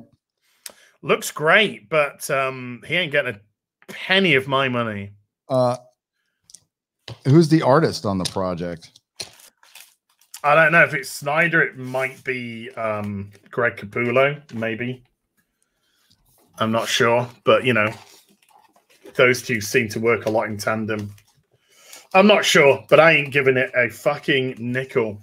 Yeah, I mean, even before Scott Snyder started with Lampard, I had a hard time being excited about the stuff he did with traditional heroes, much less his own stuff. Oh, I've heard Tony Daniels, the artist. Tony Dan, he's good. He's a good artist. Yeah, he's good. He is good, but I'm still not. I'm not giving it a penny. I'm not giving Scott Snyder a fucking dime. Never. He's fucking Header Antos' bitch. Fuck off, mate. Fuck off, mate. You pander to your fucking peers, the people that got you in check, the people who've got you tweeting out, "I won't face fuck my employees." That's great. Oh fucking hell, slag ahoy. Taking fucking turns. What's this? Last exit to Brooklyn? Yeah, right. Fucking hell, man. Slut. Yeah. What a Scarlet Woman. What's it say? Hurry up, Green Arrow. It's our turn to kiss Lois Lane now. Wow! What has Lois Lane got that I haven't got? Not only does she Fucking always beat me out man. with Superman, but now she's got the Justice League members mad about her. OMG. I want a poster of this. Yes, please. I want all of that comic. I want all of that fucking comic all day, every day. I want it blown up, and I want that behind me right here. It's going to be there for all of eternity. Holy shit, man. Those were the days. Yep. Let me get some penis. Yeah. You're stopping me from getting dick. She's talking all the D. Yeah. Buy the Batman Black Label book. You can see his D in there. You can see, yeah, Lois knows all about that, doesn't she? Yes. Yes. Yes. She gets around this league. Apparently. So yeah, he hired the gatekeeper to run his campaign. What a Kickstarter. I mean, it's when you see stuff like that. I would equal that to hiring Zoe Quinn. I mean, oh, absolutely. You hire the antagonist that purposely kept people from coming onto Kickstarter because of their politics. Because this is what the world's just degenerated into now. You're not on the right side of history. Goodbye.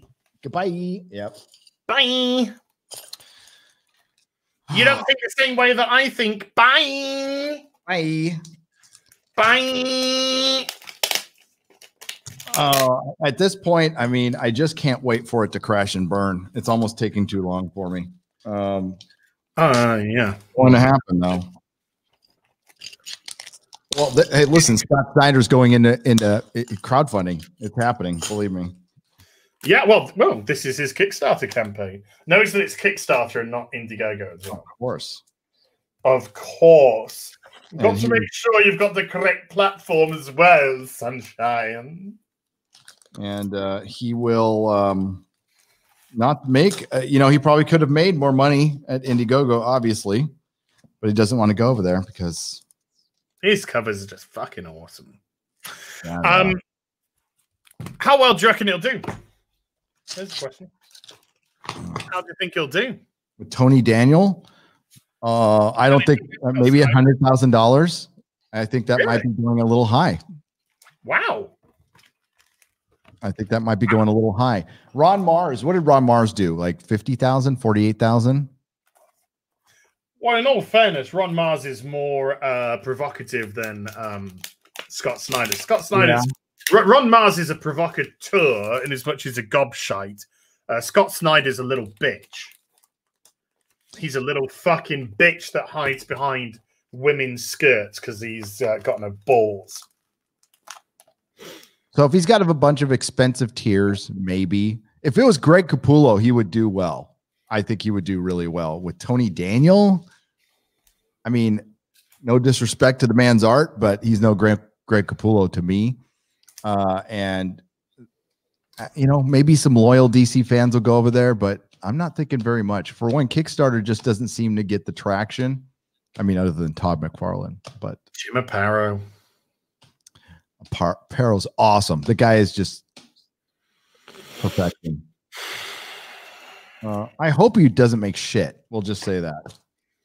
Yeah, I think it'll do all right. I think it'll do all right. But yeah, I do hope. I mean, the not because I'm a nasty bastard, but because I just want to see fucking idiots like this who, you know, get involved in this shenanigan bollocks that bow down to fucking who the fuck is. Again, I have to say it every week. Who the fuck is Heather Antos? She's fucking nobody. She's a fucking shit stain on the comic book industry. That's all she is. Yep. And he's fucking bending the fucking knee to her. He's fucking having digs at fucking Dean Cain. Dean Cain is a bigger fucking hero than you'll ever be, fucking Scott. He doesn't hide behind a fucking skirt. He fucking stands up. Woo! Look at that. This is such a mixed match. I'm getting a bunch of modern Superman and Superboys. And oh, look at this. The cover of the Superboy TV show. Remember that? Oh, wow. Holy shit. I don't think I ever saw one episode. Yep. Oh, my God. It's been so long since I've seen that. I am going to read some more super chats. Do it.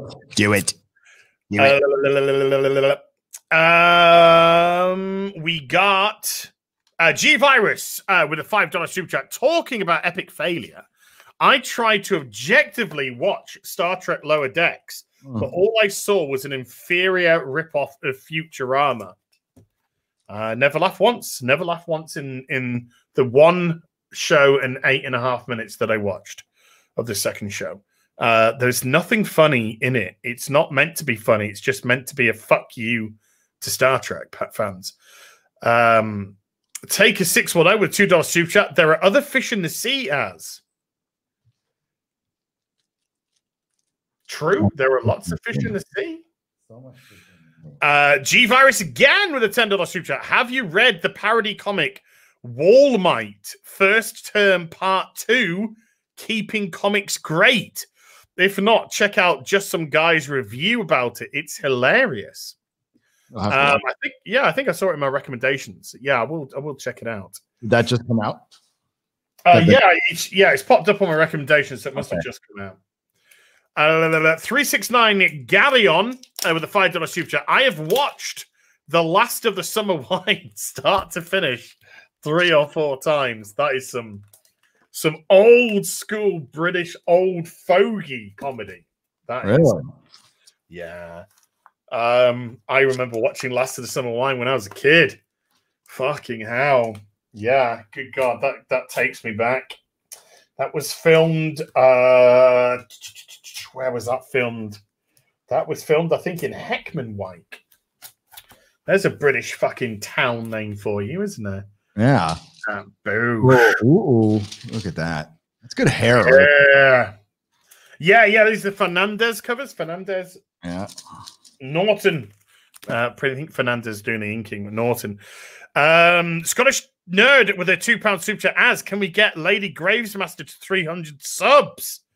Lady Gravesmaster, you're a wrench.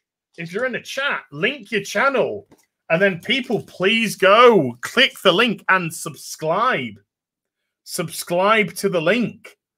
I don't know if she's still in the chit chat. If you are, Lady Gravesmaster, please do it. Do it. If not, I'll grab. If she's buggered off, I'll grab it later on. Randy G with a €2 super chat. Who lit the fuse on your tampon? Twatter sucker. Who lit the fuse on my tampon? I guess society. Society did that. I haven't uploaded my videos yet. Doesn't matter. Let's see if we get to 1,000 subs with no videos. That'd be hilarious. Yeah. Man of War 665 with a $5 super chat. Love the impassioned oration. Now take this compulsory filthy liquor, which is money. Filthy lucre. Money. I'll take your money, man of war. Thank you very much indeed. Yeah, one thing I am is a capitalist. Yep. That is one thing I absolutely am. None of this fucking free ride. I'll do barter for trade and all that sort of stuff. This is boom, Jim Balent cover. Because or is it Jim Balent art? Is it Jim Balent cover? No, it's still a Norton cover. I was going to say that's not a Balent cover because the tits are too small. Tits are way too small, but it looks good. Yeah, for Balent, there'd be fucking dirty milkers in your face. Big dirty milkers. Big fun pillows. Big. Yeah. Everybody needs a bosom for a pillow. Everybody needs amen. Fucking amen to that one. Hell yeah. Oh, god damn it. Could do with that tonight. Should the birthday boy do all right? I'm alone. I'm solo. Oh, no. Yeah. Oh, birthday boy alonesies. Alonesies tonight. J Porf won with a $10 super sticker of a superhero flying pear. I could do with a flying pear. Right in my face. Thank you very much indeed, dude. Mr. Insanity with a $1 super sticker phallic unicorn. Thank you very much indeed, Mr. Insanity. And Valmarato with a 50 Swedish Corona. Hell as! I missed the 40k paint streams. Just moved to a new place and been painting to cool off. If it's not too much to ask, check my tweet too. Yes, I liked it, dude. I went on and had a quick little look and I liked it. I've been doing a couple of paint streams recently with Nick Ricada from Ricada Law. We did one on my channel, and then the last one we actually did on his channel. So we kind of just sort of bouncing whenever we get the time to do one. There's no rigid structure. There we go again. Douche, douche, douche. So yeah, go check them out if you can. Statesman Huel with a $3 super chat. Better late than never. I wonder who that's referring to. Oh, probably me. I would guess it's me. I take. Wait. I take responsibility. Oh, I take responsibility. Imagine all the people. People like. I was like, I don't know where Gary is. And people like, he's streaming. And I was like, no, he's not streaming. And then no, he's doing a members only stream. I was like, oh. And people just like, you got ditched. You got ditched. I know. I don't ditch people. I space. I have raging ADHD. I've always said that. Then that's why I have a producer to kind of keep me on stuff, but she can't even keep me on stuff. So yeah, I'm hard to track down, especially when I'm in an empty room. And then when I get thrown off track, which I got thrown off track yesterday, like hardcore, like everything that could have gone wrong in the day. I mean, like I'm not whining. Just the shit goes wrong in a day. Sometimes a bunch of stuff goes wrong in a day, like a flat tire. Your mom goes to the hospital. Your internet goes out. The video you're working on, half of it disappears. It's fucking nice. It's like, okay, I give up. You know what? This day got me. I'll just wake up tomorrow and try to do it again. And there we go. Pick yourself up and try again. Pick yourself up and try again. Try again. If at first you don't succeed. This is how I heard people were walking up and down the streets of the city I just left, telling people to move. I heard they're like with their little megaphones running around, telling all the white folk to get out. They're leaving. Trust me, they're leaving. Wow. Yeah. They're starting to get into the neighborhoods now. So. Okay. Well, you better be careful because some of these neighborhoods, they're going to armor up, mate. There's a couple of neighborhoods I would not do that in San Francisco. I just wouldn't. Go down and do that at Hunter's Point. See what happens. Love this cover. Boosh. Yes. Bang. Well, I think you did well to get out by the sounds of it. There's a lot of crazy fucking shit going on. There is. There is. Portland is an embarrassment to the world at the moment. It's an embarrassment.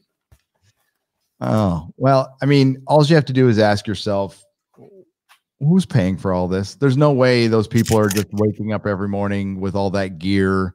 No. No, the kind of person that wakes up in the morning wanting to burn something is not the kind of person who has enough money to wake up and burn something every day. I mean, once maybe, but 75, 76, 78 days in a row, I'm thinking they have a little bit of help. Well, yeah, I mean, they've been supported by all the fucking corporations that they bullied into giving to BLM, and that's where they're being funded from. Sponsored by Bad Robot, Disney, Nike, destroying American cities. Yeah, oh yeah, boom. Oh, look at that ass on Artemis versus Wonder. Now that isn't a fat cunt. That is thick. That is tasty. Yeah. That is Artemis versus Wonder Woman. Immortal Combat. Immortal Combat.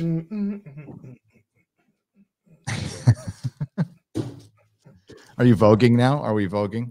Immortal Combat. I don't know. I'll just follow along. I'm voguing like fucking Madonna. I don't know. Immortal Combat. That's like, that's like voguing, isn't it? It is. Strike a pose. Vogue. Listen, a sexy woman voguing is sexy. It is. It's a nice sight, Oh, yeah, like Madonna used to be hot like 30 years ago. Yeah. I was in the 80s when I was a young boy discovering women for the first time. Madonna was one of the crushes. She was one of my first crushes, Yep. I had pics of her up everywhere in my room. When you used to get magazines and you used to cut pictures out the magazine. Yep, and hang them up on your wall. Yep, very easy to do. Yeah, that's how it used to go down. Now, you're young. You're a little younger than I am, probably. So, I don't know if you remember Madonna's first phase when she first got popular before she turned into like this uber star. She was just like a normal pop star. And she wore all those bangles and stuff, and all the girls they were called Madonna wannabes. So they'd all dress like Madonna, but they were always like the hottest girls in school doing it. So yeah, it really worked for me. It did. Oh my God. Those covers are so fucking good. Absolutely worth getting. I mean, the books are good too. So it's worth getting that whole run, man. Bowling. The artist Diodato. Inside. Was that Diodato? On the inside. Okay, on the inside. Yeah. Yeah. Diodato, who he's a huge clock. Yeah. Didn't he come out and prove that he was an asshole recently? Yeah. He's a self-confirmed asshole. So that's one thing. I mean, Ethan's talked about this and he knows way better than I do.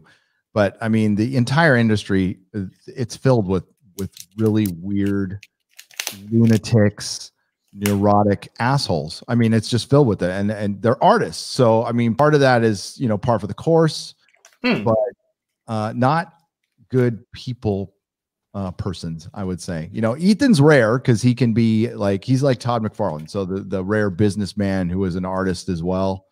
That's kind of a 1 in a million, but usually they're mostly like Mark Wade. Well, I mean, this is where social media has shone the spotlight on them. I mean, I saw a thing the other day, maybe yesterday even. That's him, by the way. Artemis has taken over as Artemis with the huge rack. Has taken over as Wonder Woman, and Wonder Woman is now in cycling shorts and pretty shaven. Yeah. Nice one, Diana. Nice one, Diana. She found her Gillette Lady Shave. And what was it? It was Dan Slott. It's about Dan Slott, I think it was. It was like nobody knows Dan Slott for his run on Spider-Man. They just know Dan Slott as the fucktard, the troll. I mean, literal troglodyte, because that's what he looks like. The troglodyte that just screams and tells customers to fuck off on Twitter. Mm-hmm. And I was like, yeah, I never heard of Dan Slott until it was associated with him just telling people to fuck off on Twitter. Didn't hear about him because of his great comic run. It's like Gail Simone, really. Well, I actually, that's a slight lie. I knew Gail Simone because of Birds of Prey, a little bit because of Birds of Prey. And also because of her run on Detective when she did the Batwoman stuff. But other than that, yeah, Dan Slott is just like, who are you? Oh, you're just some fucking troglodyte that has no respect for your audience. Okay. That's a great cover. Oh. Gosh. These are Boland. These are like Boland covers. Boland covers are the shit, man. He did a good, he had a run on Doom Patrol and Wonder Woman. Where else? There's something else. That looks like Boland, doesn't it? Oh God. Yeah. I can't see. It's nothing on it. It is. Yes, I see it there. I see it there. Found it there. Oh my God. There. Woo. Oh, it's a bush. I mean, a plant. I said, no, that's a bush going on there. Poison Ivy's got a bush. I just opened a Wonder Woman hasn't. So that wonderful thing that happens when you move, you find shit that you had no idea you had. Oh yeah. So I just opened up this box thinking it was another Superman box, and it was not. This is my long lost box. Oh, of Sandman, which I had. Yeah. Mr. Dreaming a dream. Yeah, no way. And I will say, I'm okay with this run. I mean, it was all right. I know. Yeah. I've heard the audio drama is great. I've been told to get the audio. It is pretty good. It's a bit overproduced, like a Big Finish audio drama, but that's okay. It's still fun. It's good though. Fancy that one then. Ooh. Oh, that is great. That was very contemporary Wonder Woman costume for those times. This would be 93, 94, 95. Yeah. So, yeah, cycling shorts were all in. They were all the range. Bra tops for the ladies. Oh, my God. Look at some of the ads on the back of these. Okay, look at this. Thin Steven Seagal. Wow. And we just had, it's Yellow Flash as well. We just had Fat Steven Seagal Super Chat as well. I just saw that go through. There we go. Now, yes, we got Thin Steven Seagal, then we got a Fatty Steven Seagal. Aikido definitely didn't. Oh, holy shit! Wow, holy cow! That's a blast from the post. So what the hell was this? You called or something? Yeah, I got to get my magnifying glass. All right. Yep. Old man, 51. Don't give a shit. No fucks to give. Yep. All right, here we go. Play the Star Trek adventure games. Complete 3 games and win one of 3 exclusive Star Trek patches available only from Star Trek Adventure Line. Call back and play all new games starting December 6th and December 20. So like phone games? Oh, that's so great. That's rad. Yeah. Time's up, Wonder Woman. Challenge your knowledge of Star Trek movie and Next Generation lore with one of the Star Trek history tests. Or you can play Star Trek simulator game where you take over as captain of the USS Enterprise, win the Star Trek adventure contest, and take off on a trip for 2 to Star Trek convention of your choice. The Star Trek convention of your choice. Wow. Remember those days? Of your choice. Of your choice. Well, how about my back cover is Stargate, the video game. No way. Stargate. What year was that? It will take you a million. This is 95, May 95. It will take you a million light years from home, but it will bring you. But will it bring you back? And the Bolan cover is fucking stunning. I'm trying to figure out a date on this. Here we go. Oh my god, this is so small. 92. Okay, obviously. Look at my looking mirror out. Came out. Didn't Undiscovered Country? Huh? Was it 92? 92 Country? It wasn't a 92.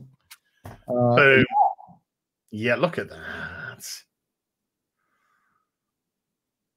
Nice. That is an all-timer cover right there. That is a classic. When did Undiscovered Country come out? I can't remember. Undiscovered Country was 91, I want to say. Undiscovered Country, 91, yeah. I want to say.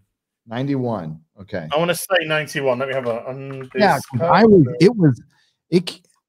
wasn't. 91. Yes, very good. Because I was going to say I wasn't locked up when that came out.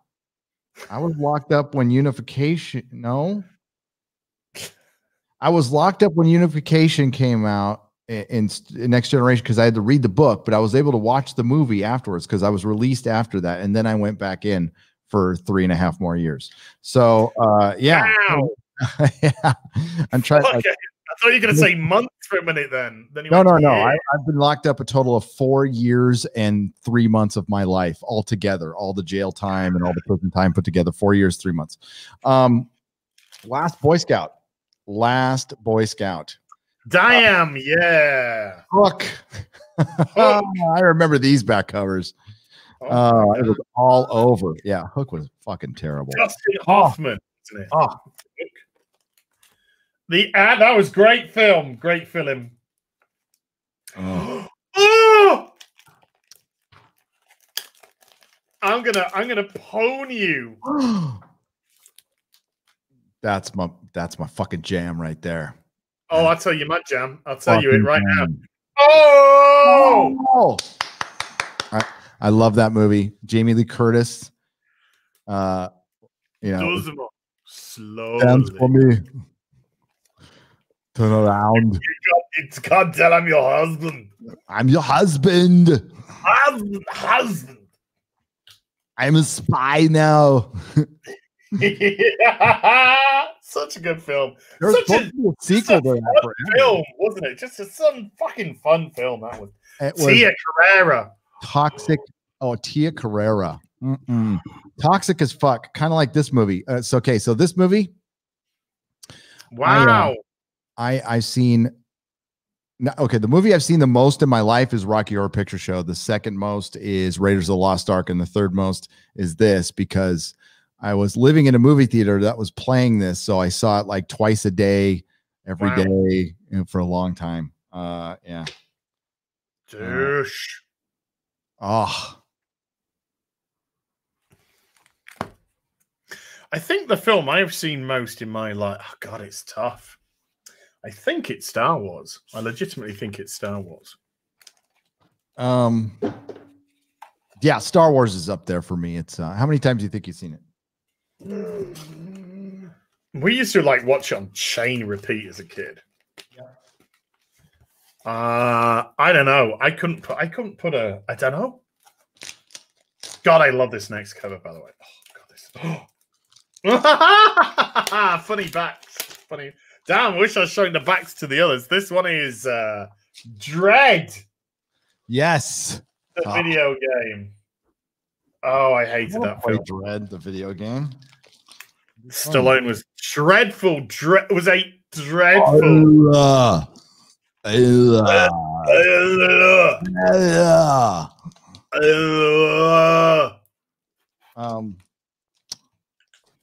God damn. Sounds like a fucking Down syndrome. Fucking what the fuck?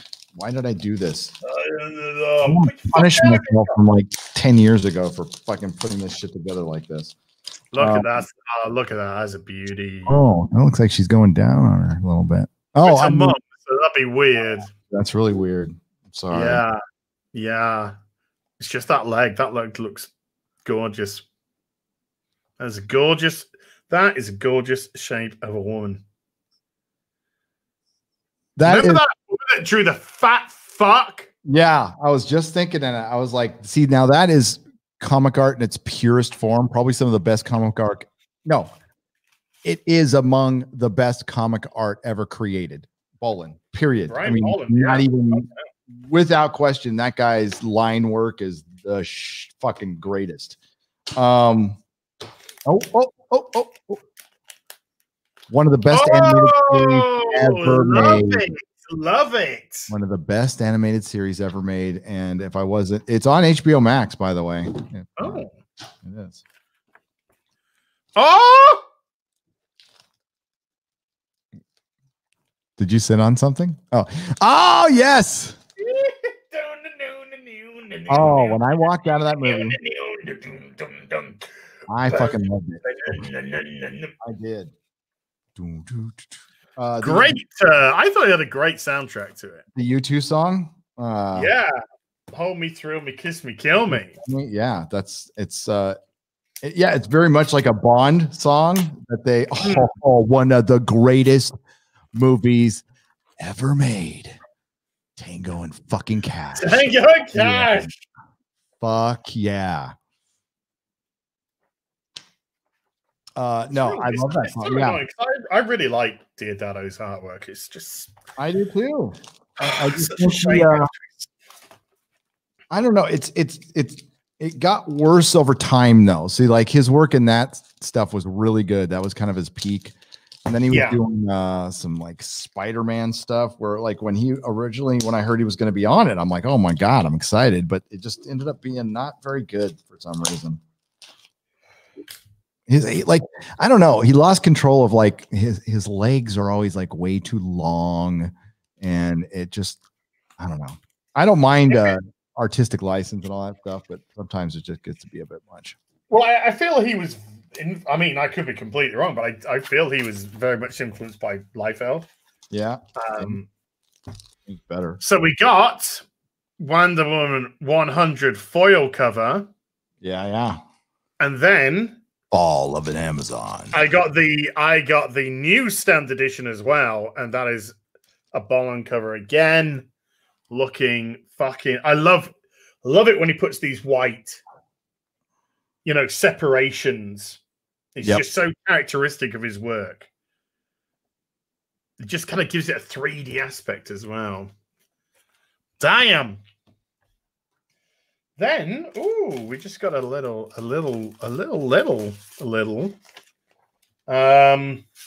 Yeah. So, is the family still in San Francisco? Yes, the family is still there.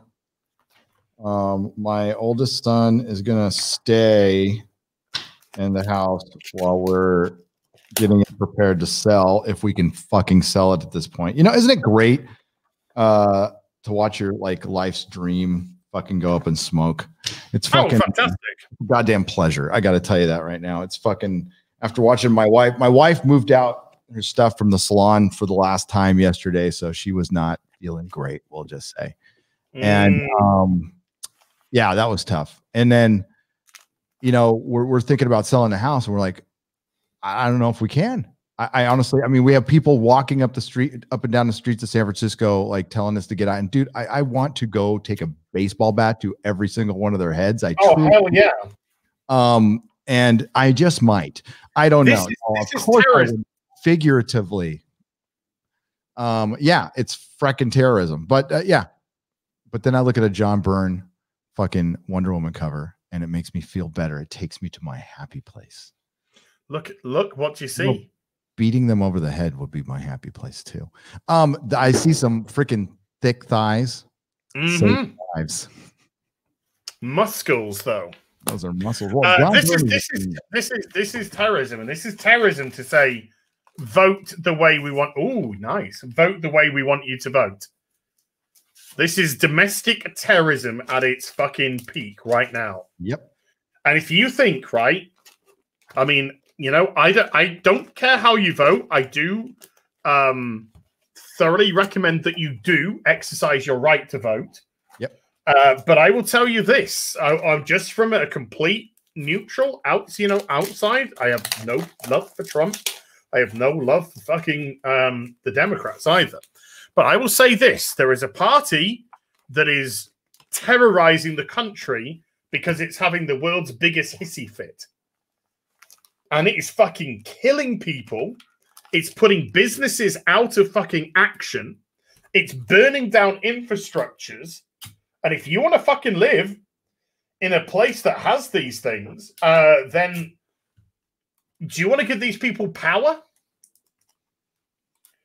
Because I think if America doesn't vote to against these people, then there is a worrying time ahead. Yeah, a big worrying time. And I mean, I'm not dancing around it anymore. I've said I'm not moving to a blue city. I'm not crazy. Plus, my vote would be a fart in the wind. I want to go somewhere where I can defend me and my own. Yeah, and where I can enjoy a little bit of freedom. And maybe there'll be some balance back in the world someday. But right now, we're out of balance. Right now, you're right. There is a concerted effort because of TDS. And right now, it's dangerous. Well, we thought TDS was terminal. It actually turns out that TDS was homicidal. It was homicidal. Exactly. The fact of the matter remains that there are people fleeing these states, and a lot of these a-holes are going to go to the states and bring California with them. Now, I won't be doing that because I don't vote like a Californian. I'm an old school Californian. You know, California used to be a red state. Wow. Not long ago. So, very red. And San Diego kind of is the holdout. But it's always been balanced. That's awesome. Balanced. Okay. So it's not completely red. There's always a little this and that. And I like that. See, I like two parties. You need that. Absolutely. We're out of balance now, and these people fleeing. If you can't flee a city, you have to change it. You have to get these lunatics out of office because we are voting in unqualified maniacs are running our cities into the ground, and it might be too late. We might have like 9 Detroits on our hands at this point. How dare you? I heard that AOC makes a fucking amazing cup of coffee. She might. Did they vote her in because she's hot? I mean, probably. I don't see her that way anymore. I see because I'm always looking at the pictures where she's kind of looking like this. But yeah, I'll bang her, and then I get her to make me a fucking coffee afterwards. Yep. Cream. Oh my god, that's so toxic. Yep. Uh-oh. Speaking of toxic. Uh-oh. Toxicity alert. Man carrying woman. No. Oh my god. Remember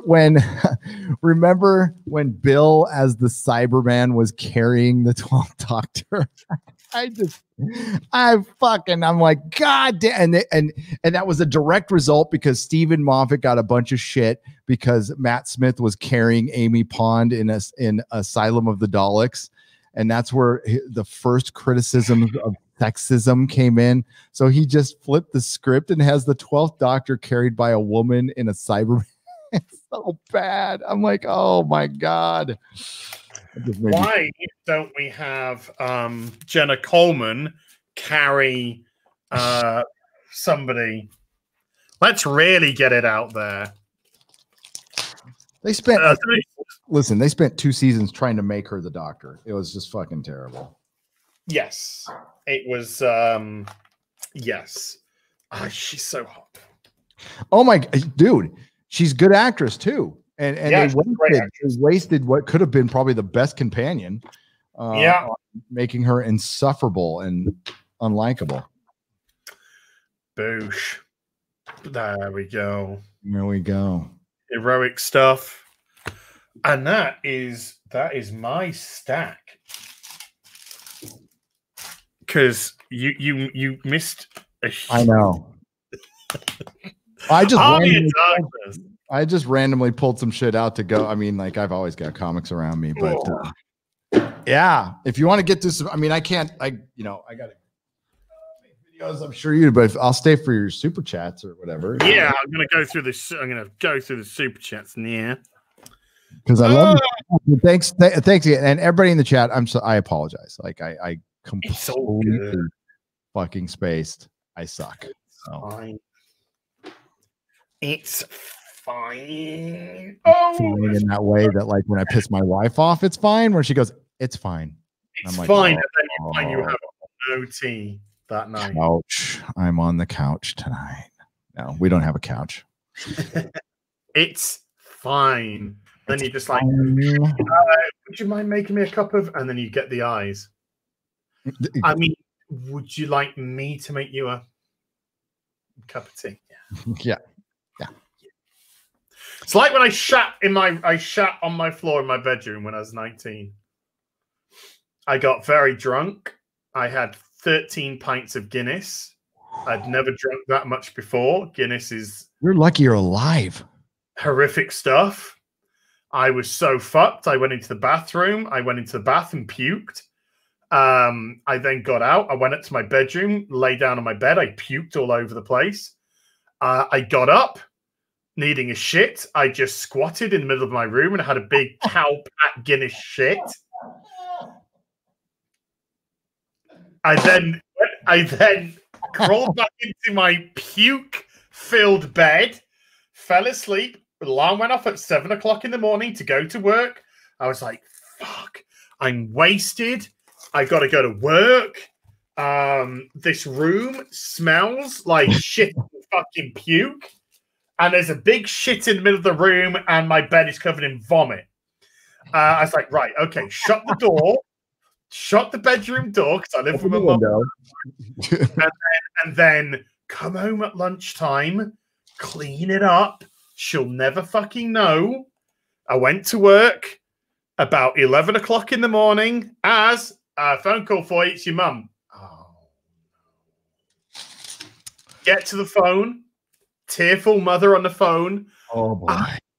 I have just spent the last 2 hours cleaning your bedroom. Mum, I was like, Mum, I'm so sorry. I promise you, I was coming home at lunchtime. I was gonna clean it up, and I was just hoping you weren't gonna, unfortunately, see it. And I'm so sorry. And I will make it up to you. I'm so sorry. Grovel, grovel. I go home. She's in the front room. I sit down in the front room. She's silent. We sat there in silence. We're just watching the TV. She's just looking kind of upset, sort of like. And then I'm just looking at her. I just keep looking over at her, gauging her view. And then she just looks at me. She says, "You're not even sorry, are you?" in a really fun kind of a way that made me feel so much better. I was like, Mum, I promise you, I am so sorry. I am so sorry. And I was like, how about I walk to the Chinese, buy us a nice Chinese for tea? And she was like, that'd be nice. That'd be nice. So I bought her afterwards. Yeah. That is proof. Okay. That is living proof of the bond between mother and son, parents. It's an irrational love you have for your kids. That's why so many kids can get away with so much shit because, I don't know, you just like your whole world is that little shithead who poops on his floor and pukes on his bed. But it's still your world. So yeah, that's a good mom. That's a good. That is a very good mom. Well, I thought she was gonna fucking kill me. So I was amazed at her response to that. Never shat in the bedroom again after that. Well, that's a lie. At uni, somebody fucking put some laxatives in my drink before I went to bed, and I woke up and I shat the bed. That's funny. Do you know the good news for me anyway? It was so hot I was sleeping on top of the covers, so I just literally folded up the covers and put it into the washing machine. Oh geez, and it just disintegrated there. Okay. and yeah, and did it that way. I used to cut my the meth the crank I was selling with laxative because a good sign of good crank or coke is, especially crank, is if you do a line and you have to go to the bathroom like immediately. So if you want to step on it a little bit, you know, so you can keep a little bit for yourself, you know, because everybody does it. All right, you just put a little laxative in it. That's all. There you go. There you go. So you know, we're just telling our drug and bowel stories here. Yeah. Dragon chatting today. Finbar Hooley with a $5 super chat. Are you excited for EFAP 100? The long man and the doggo will prevail. I will be making an appearance at some point. Yep. Yes. And yeah, it's great. So it's going to be nice to be part of it. Mahler and Rags are gentlemen. They're awesome people. Yeah. Yeah, they are. And they're very, very friendly and down to earth. Exactly. Which is lovely. Jay Porf won with a $10 super chat. I have been loving your series with Robert Mayer Burnett on The Prisoner each week. I think you two are very entertaining together. Will the two of you be doing another series after you're done with The Prisoner? Not sure. We love doing it. Robert absolutely adores doing it. He keeps sending me messages telling me how much he loves this. Yeah, he is. He's awesome guy.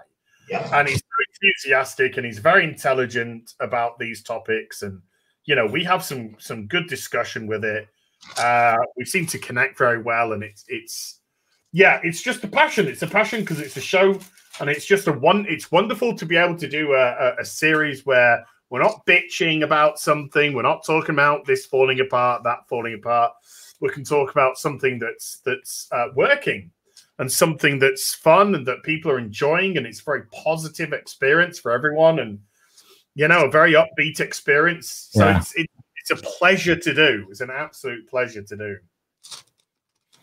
No, that's what made it really hard to watch him go through what he did when it got canceled, because he's the one guy from, I would call him I wouldn't call it mainstream YouTube, but it's pretty close. You know, he works with Campia and stuff, but he's the one guy who's reached out to us and actually like lent us an ear saying, hey, I don't agree with you a lot of the times, but I'm willing to listen. And when you start something out with that, like that, that's how all this healing stuff begins. And now, you know, look who was there for him when everybody turned their back. For one, full credit, John Campia, and us. We were there. Jeremy called him. I called him. You know, everybody loves Robert, and to see fucking him get stabbed in the back like that was, I mean, expected, but disappointed. And I'm sure it was gut wrenching for him, because, like, you know, all he wants to do is talk about Star Trek and have fun. You know, he doesn't want to get involved in this shit really. And but he also speaks his mind, and yeah, it was just, that made me pretty angry when I saw him go through that, because he's one of the people who do not deserve that at all. No, the Collider stuff was, well, it's just indicative, unfortunately, of today's fucking spineless, what I would call spineless society, where you've got. I can't. The weird thing is, I can't really express it into words, because I can't understand why they would. So it's hard to kind of express it in words, because, like, let's say Ethan gets cancelled, like properly cancelled tomorrow. Mm-hmm. You can understand, not saying that you can agree, but I'm saying you can understand because of the war that's been raging. So you can understand that there could be a casualty. But with Robert, it was just a guy who had been doing stuff fucking free for them, who'd been putting his time and effort into, you know, doing show after show after show daily, producing, appearing. And he says something on fucking Twitter in a very emotional time where a lot of people are exploding with emotion, and they use that to fucking end him. Yeah. That is filth. That is the epitome of what I call filth. Absolutely. Could not agree more. That is the most appropriate term. Opportunistic filth who were just waiting. Or, I mean, I wouldn't say they were just waiting. They just go, hey, here's an opportunity to end somebody. And because I have no soul, I'm going to end this guy for funsies. For funsies, as Az says, for kicksies. And then that piece of shit, little 23-year-old boy who decided to use identity politics right out the gate to call him alt-right and all that stuff. And he knows goddamn well Robert Meyer Burnett is nowhere near right, much less alt-right.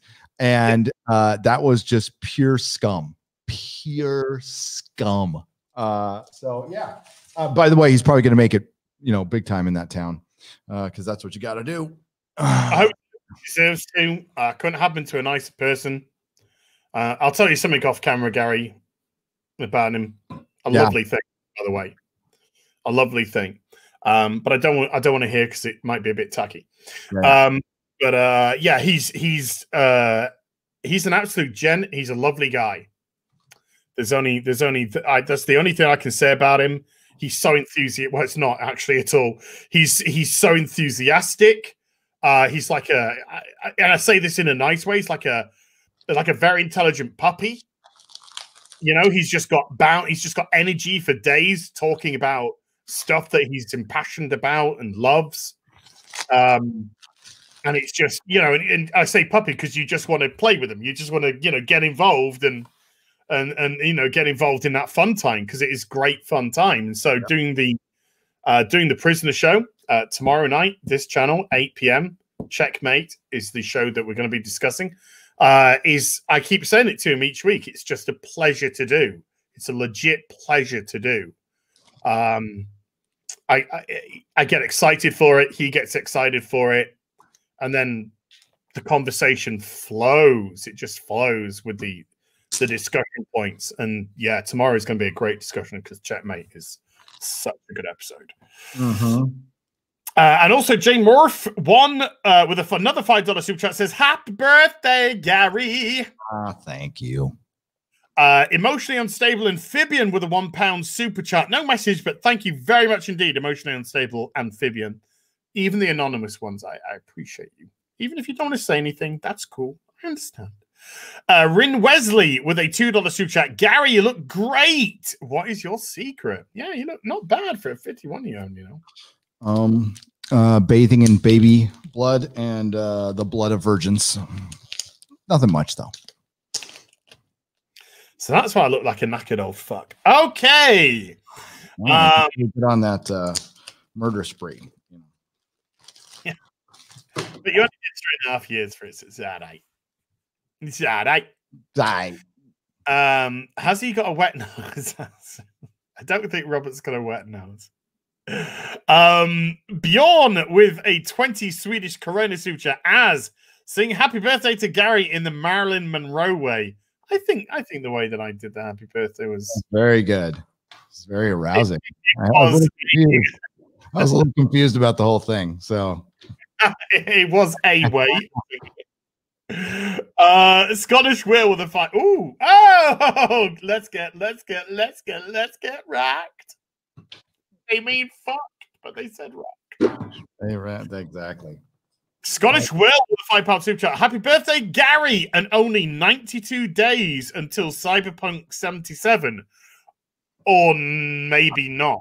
Maybe not. Oh, is it going to get delayed again? You think? Well, CD Projekt Red have said that they're not happy with the melee combat in the game. And CD Projekt Red are perfectionists, and if they're not happy with it before release, there's a chance they're going to make a decision soonish whether or not to push it back a bit further. So it might not. if they're coming out saying we got a slight issue with this, then they're thinking.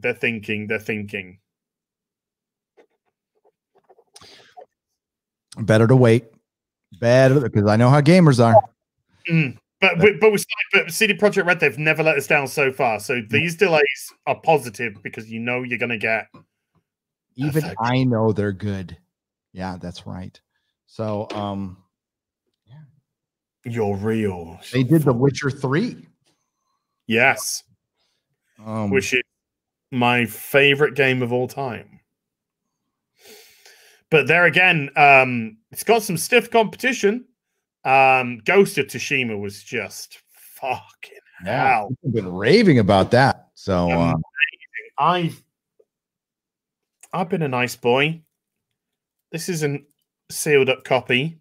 I bought it to give to my personal trainer tomorrow. That's awesome. Just as there you go, mate. Hey, I heard San Diego opened up today. I got to double check that. Oh, I heard they legit opened some shit up today. If that means gyms, I might cry and I might run over to a gym and go there right now. But please continue. Sorry. I just reminded me. I had a slight muscle in my neck yesterday. Woke up today, bit stiff, but it looks like it was just a little tug. Ladies. Rip and tug. A little tug. Just a little tug. Little rub and tug. Little okay. Miguel Olmo with a $2 super chat. Happy birthday, Gary. Have a cupcake on me. I will. San Diego County removed from state watch list today. Ooh. Removal starts a 14-day waiting period before K-12 schools can resume in-person instructions.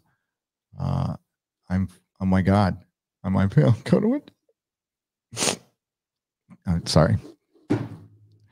Dude, I was the same when my gym opened here. Like I said, I turned into a ball in lockdown. I was officially fucking Veruca from Veruca Salt from Willy Wonka. Yeah, that is my shape. I literally rolled into the gym. I got fucking wheeled in. And yeah, when it opened up, I was so desperate to go on the Monday, but then I had a delivery coming and I couldn't go. And so I had to postpone to the Wednesday. And it was just like, I was chomping. And then the Wednesday came and I went in and we did a horror. It's like, no, it's actually not a bad sesh. We did a sesh. It's the Friday that was horrible. I did the sesh. And when I finished, I was just like, like working out is so good for you though. That's like, hey, it's the key to my recovery. How I've stayed sober is my working out and going to meetings, and I haven't been able to do either. So that's why I'm kind of losing. I'm like totally discombobulated, dude, and I have been for 9 times now. I've been to 9 times. Nice. I've had a personal trainer, so I see a personal trainer. I've been to 9 sessions now. We've got a new regime going. I have got I don't know where I put it. Oh, camera down there. I have recorded for my members for gym, so I will be editing a new gym diary that'll be coming out probably at the weekend. And yeah, we're on a new sesh, and I'm just starting to get back into the swing of it again, just noticing like little improvements, So, oh God, I think the gyms are so important for mental health as well as physical health. They're so important mentally. I go there and it's like namaste, you know what I'm saying? Fucking namaste. Zen, motherfucker. Zen, motherfucker. Calftron with another $5 super chat. Thank you, sir. Gary, you're 1 year older than me. Welcome to chaos. Welcome to chaos. G-Virus with another $5 super chat. Thank you again. What are the chances of Friday Night Tights doing a streaming gameplay of Baldur's Gate 3? I think Friday Night Tights should do a streaming gameplay of Fall Guys. Of Fall Guys? I think that we can do that. I think that would be pretty funny. If we do it like later on in the show, I think that would be hilarious. I like that idea a lot. A lot. I really want to play that game. It looks so much fun. Just looks stupid. All 6 of us. Now, okay, is it multiplayer? It's multiplayer, right? Yeah, you play online against. So we can all. 70 people, yeah. Oh shit. Okay, yeah. Well, Lady Gravemaster, you have a mission. There you go. I am. I gotta soundproof this place. That's one of the million things I have to do right now. So, look at that adhesive. It's got adhesive. That's me thinking of something interesting. Adhesive. Ooh. Boulder Gate 3. I can't wait till that comes out though. That looks awesome. What's Boulder? Is that Matt Jarbo's game? That's Baldur's Gate. Oh, okay. I'm sorry. This is Baldur's Gate. Gotcha. He's already attacking your channel right now. Salsa Shark. Yeah. After hearing that, he's so thin. You mentioned me. Well, God, he's probably got like. Yes. He's got some app that can probably hear his name mentioned on YouTube or something. Oh no, we know for a fact when he got rumbled that he can't stop Googling himself, can he? No. He's got like Google Alert set up from fucking. That's the last. My sister's chappie at Christmas said to me, "Hey, do you like Google yourself?" Oh, I was like, "Why the fuck?" He froze. Have I? You're back. Oh, okay. Say that again. Yeah, my sister's partner said to me at Christmas, he's just like, "Hey, don't you like Google yourself all the time?" And I was like, "Dude, that's the last fucking thing I would do on the planet." I think I Googled myself. Well, apart from when we mucked about the other day when we were seeing what words were associated with us. So I don't count that because we're playing. I've Googled myself once, and I think it was back in 2014. And then I was just like, "Oh no, this is a road I don't want to go down. This is a fucking avenue I never want to go down. No way. That's the avenue to madness." Madness, because that's equal to checking out your Social Blade all the time. I never touch it. I don't go to Social Blade.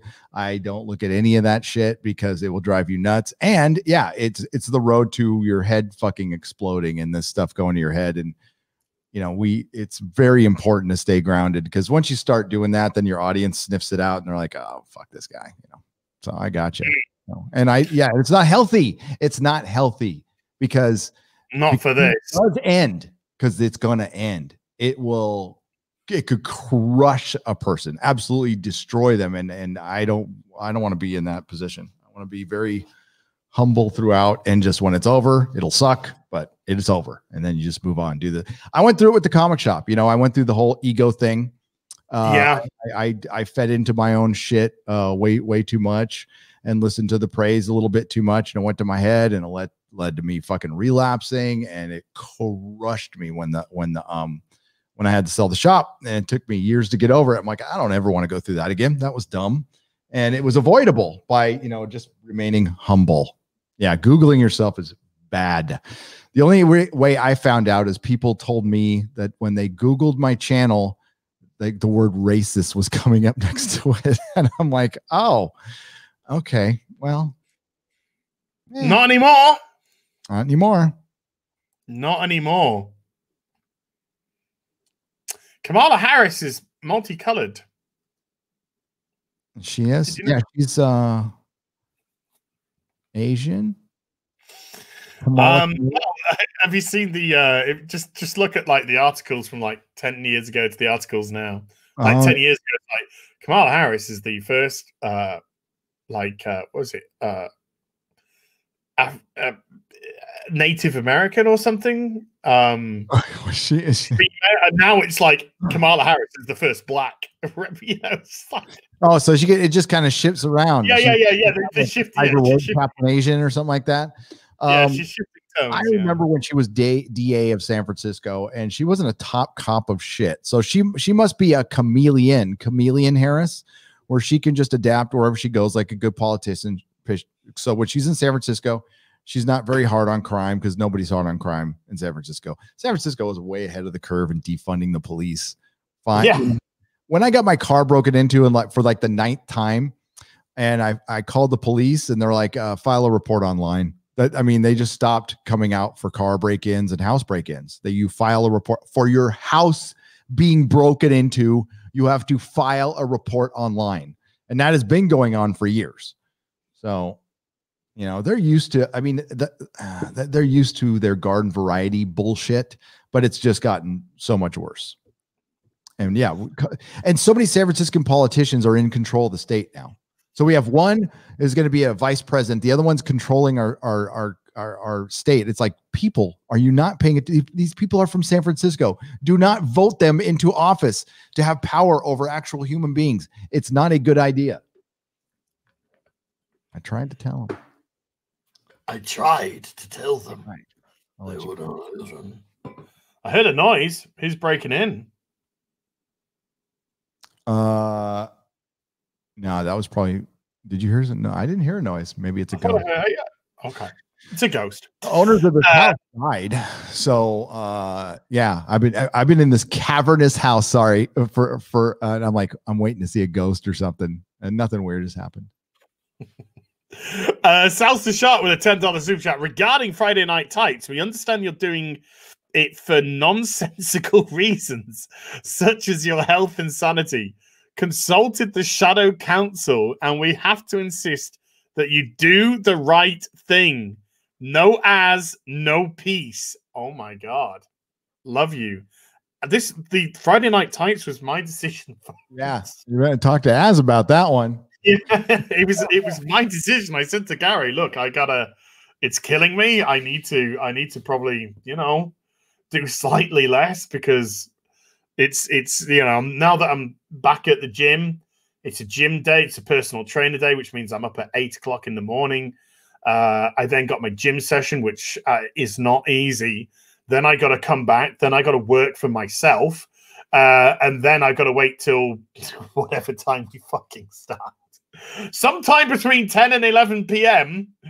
For Friday Night Tights to start. Then we're going for 5 odd hours. So, you know, there have been a couple of times. Well, one time finished at 5 a.m. One time we finished at 6 a.m. You know, and that's a 22-hour day. And then Saturday gets eaten away.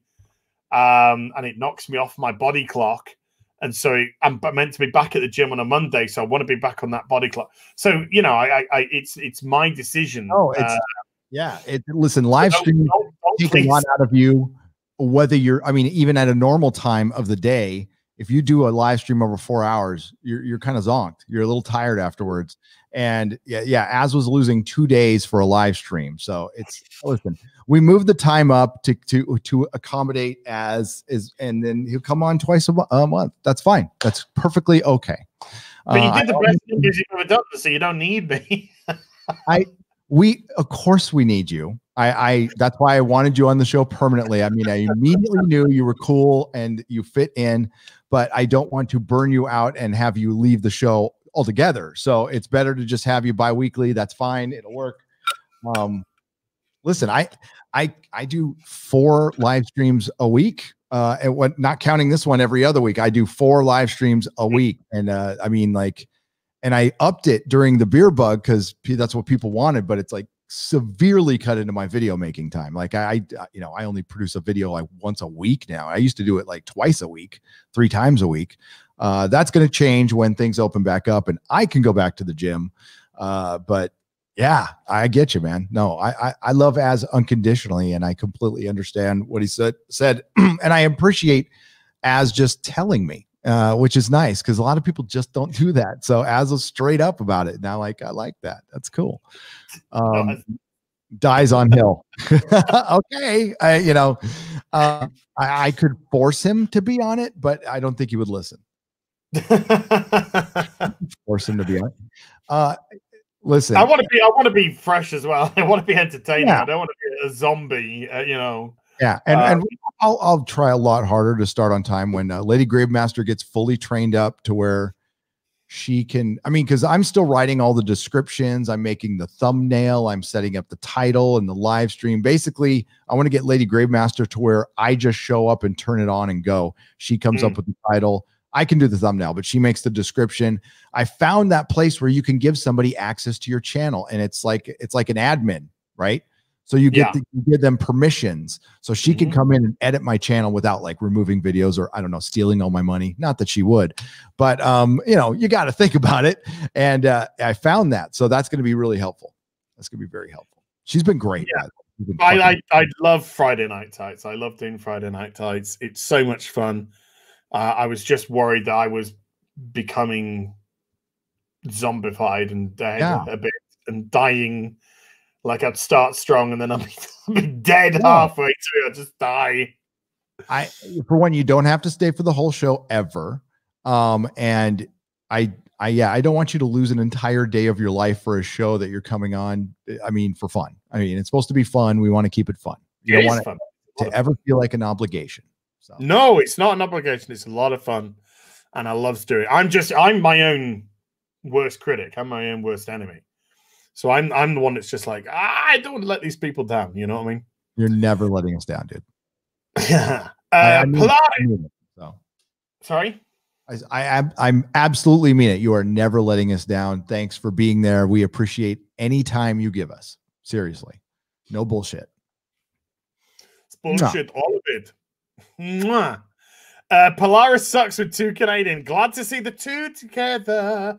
As missed you on Friday Night Tights. Oh, thank you. See, that breaks my heart when I hear it. Ah! A lot of people. Robert Kralovich with 10 euros. Happy birthday, Mr. President. They were fucking. The president was fucking? Yeah. Kennedy and Monroe. Oh, absolutely they were fucking, and that's why she died. Unfortunately. Nowadays she'd be fucking on the front page of Gossip magazine. Oh my God, this article, I don't want to drag your chat into go check out the Daily Mail and see what they said about Bill Clinton recently. Oh, Gary, I'm just wondering, do you want any sausages? Is it 8 thick? 8 thick. A good pork sausage. There you go. Do you just have a pack of sausages sitting at your desk? Don't be stupid. Do you want some eggs with it as well? Yeah, I like it. Is that like a British? That's so weird. That's right. Everything is smaller where you guys are. Yeah. I like your supermarkets though. They're very, I don't know, everything's pre-packed and it's logical. Ours are big. We have like 8,000 kinds of bread. It's kind of gaudy. No, we can have that. This is getting a bit ridiculous though. Do you want any bacon as well? Yes, I absolutely want the British bacon. Fuck yeah. I don't care how it smells. Just mail it regular mail. Just put a stamp. I think bacon's off. If I can maybe get a little whiff through the packaging. Yeah, it's probably not good. But why isn't it in the refrigerator? Because I got it on my desk. Oh, okay.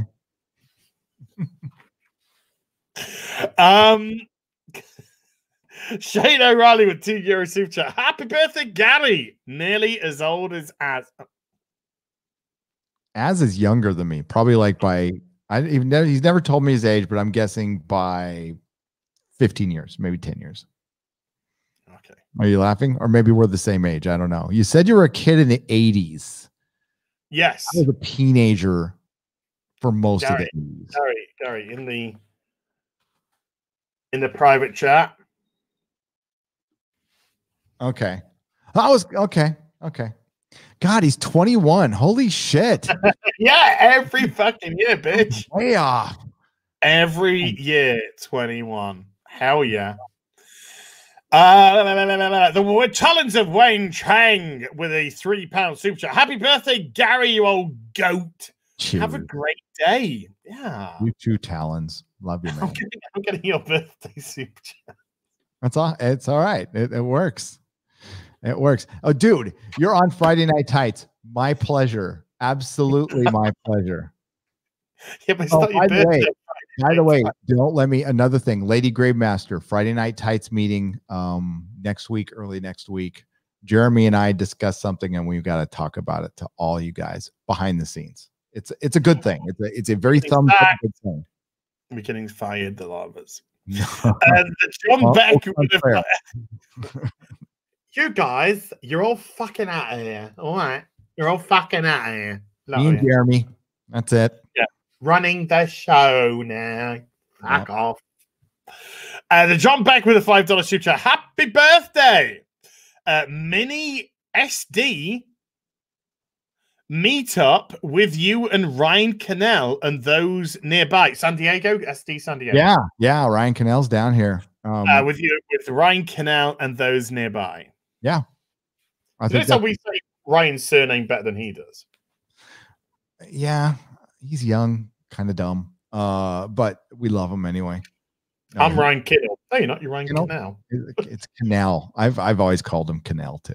Yeah, same. Sorry, I just thought it's Cannell. It would be L-E. That's what it sounds like to me. Kinnell. Yeah. If it's L-E, it'd be Kinnell. Yeah. Like it's a Kinnell. You're Cannell. Ryan, sort your name out. Yes. Oh no, somebody's going to try something psychological on us. The Tweaky Kid with a $5 super chat. Hail Az and happy birthday, Gary. Saw the court jester last night and really feel good. Real feel good movie. Still can't get those Kylie songs out of my head. Boy, I can't get you out of my head. I remember the last time I legit went dancing, it was to a Kylie song and it was with Mrs. Nerdrotic on a ship. We were on a ship. We were getting down. We're getting down with a bunch of 80-year-old couples, and we were the young couple with the tattoos. Well, not young. Well, yeah, we were young.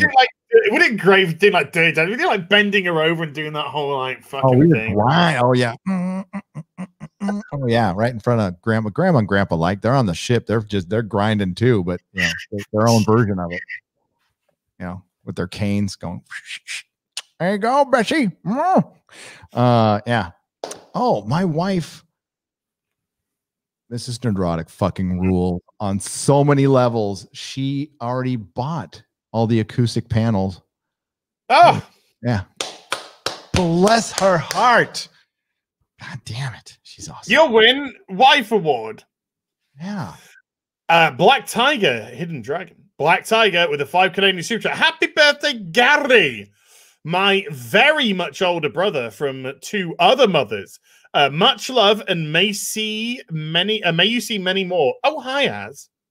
Oh, hi, Az. So it must have been a Love you so much. So it must have been a relation through an accident in a time machine with a contraceptive. Little Douglas Adams for you there. Wow. He shares 2 of the same mothers or 2 of 3 of the same mothers as I do. It was an accident between a time machine and a contraceptive. That's Ford Prefect and Safe Baby Brox and their relation. Last time I read Hitchhikers was 2005. So maybe I'm due for another reading of it. It's in the audio. I'll gift you. I like reading. I like to get a book out. Yeah. If I get a book out when I'm in bed, it makes me sleep. I think books are great for sleepy woo time. Sleepy woo. Sleepy poozies. Muggsykins with a 5 Canadian super chat. That's not the worst part about Scott Snyder's Kickstarter. Afterwards, you have to separately pay for shipping via BackerKit. Hit the like button. He also said as well. I'm gonna go to his. That's shitty. That's totally shitty. That sounds like some Pineapple stuff right there, man. Yeah. Oh, look, and he has written up. I love bounding into comics. God bless you, John F. Trent. DC Comics writer Scott Snyder hires radical anti-police advocate Camilla Zhang. Fucking John F. Trent rolls. Scott Snyder announced this new Kickstarter image, and it's like a fucking circle. Nocturnal, #1. It's got he's at $91,000, 1,700 backers, and he's got 30 days to go. Snyder. Snyder, yeah. It's already up. It's already up. Yep. Oh, sorry. Say again. Then how much has he got? $91,000 on day one. On day one, but I think it's going to fade as time goes on. Let me see what his now the 1,700 backers at 91,000 is a lot of people got the 1,000 get drawn into Nocturnal, $850 pledge. So what's let's do the maths on that. 91,000. Well, regardless, I mean, I would have predicted that his book would have done somewhere in the region of 350. That's where I think it would do. Bit more than Sean Gordon Murphy. Average price is $53 per customer. That's pretty fucking high. And honestly, it looks I mean, like Tony Daniel's a good artist. Okay. He's a good artist. It looks average. I'm not moved by it at all, but this is the biggest they can get. Plus they got a bunch of write-ups. So, and maybe it'll do well, and we'll see if he actually like comes through with the book. There's always that. I just think that, yeah, I think 350 is fair. I just don't. I hate having this divided. I tell you what I hate. I hate these fucking wankers being wankers. That's what I hate. Yeah, I hate them fucking up a con. Yeah, they fucked up the industry. They fucked up the industry, and they're trying to blame actual people who have left. I mean, I don't give a shit how you feel about Ethan. I really don't. Ethan's not in the comic book industry anymore. And Cecil isn't in well, they are in their own now in a way, but they're not in that legacy bullshit industry. They have nothing to do with it yet. These fucks are so worried about Cecil, fucking Cecil, who is, well, funnier than they will ever be. And, hell yeah. And a gifted comedian, but like I don't mean to downgrade Cecil. I love Cecil, but like, why are they worried about him? Oh well, because he's, he made $200,000 on his fucking cover, dude. That's so great. Yeah, they got fragile egos. Their egos are so fucking fragile. Yeah. And they hate I think the thing that eats them up the most is they hate that Comicsgate has got legitimate support. And big support. And it just drives them mad. And it just drives them mad that these people are just not interested in playing their fucky games, not interested in bowing down to them, these fucking scum of the earth. And they are scum of the earth of us, a lot of these people. And the fact that they've held the industry so beholden to them that they've killed it. They've killed it with all their... Let's get rid of this. Let's get rid of that. Let's get everything that made the industry fun for people, escapism for people, attractive for people. Let's get rid of all of that. And here, have a fucking pile of shit written by somebody who got into the industry under the fucking checkmark rule that doesn't have any talent and it can only write themselves because they now have no legitimate creativity, can't create a new character, save their fucking lives. But we will protect them, and then we'll set up a private network, and we'll try and get people to kill themselves. And to go off what you're saying, like I'm looking at Scott Snyder's book, and it's another.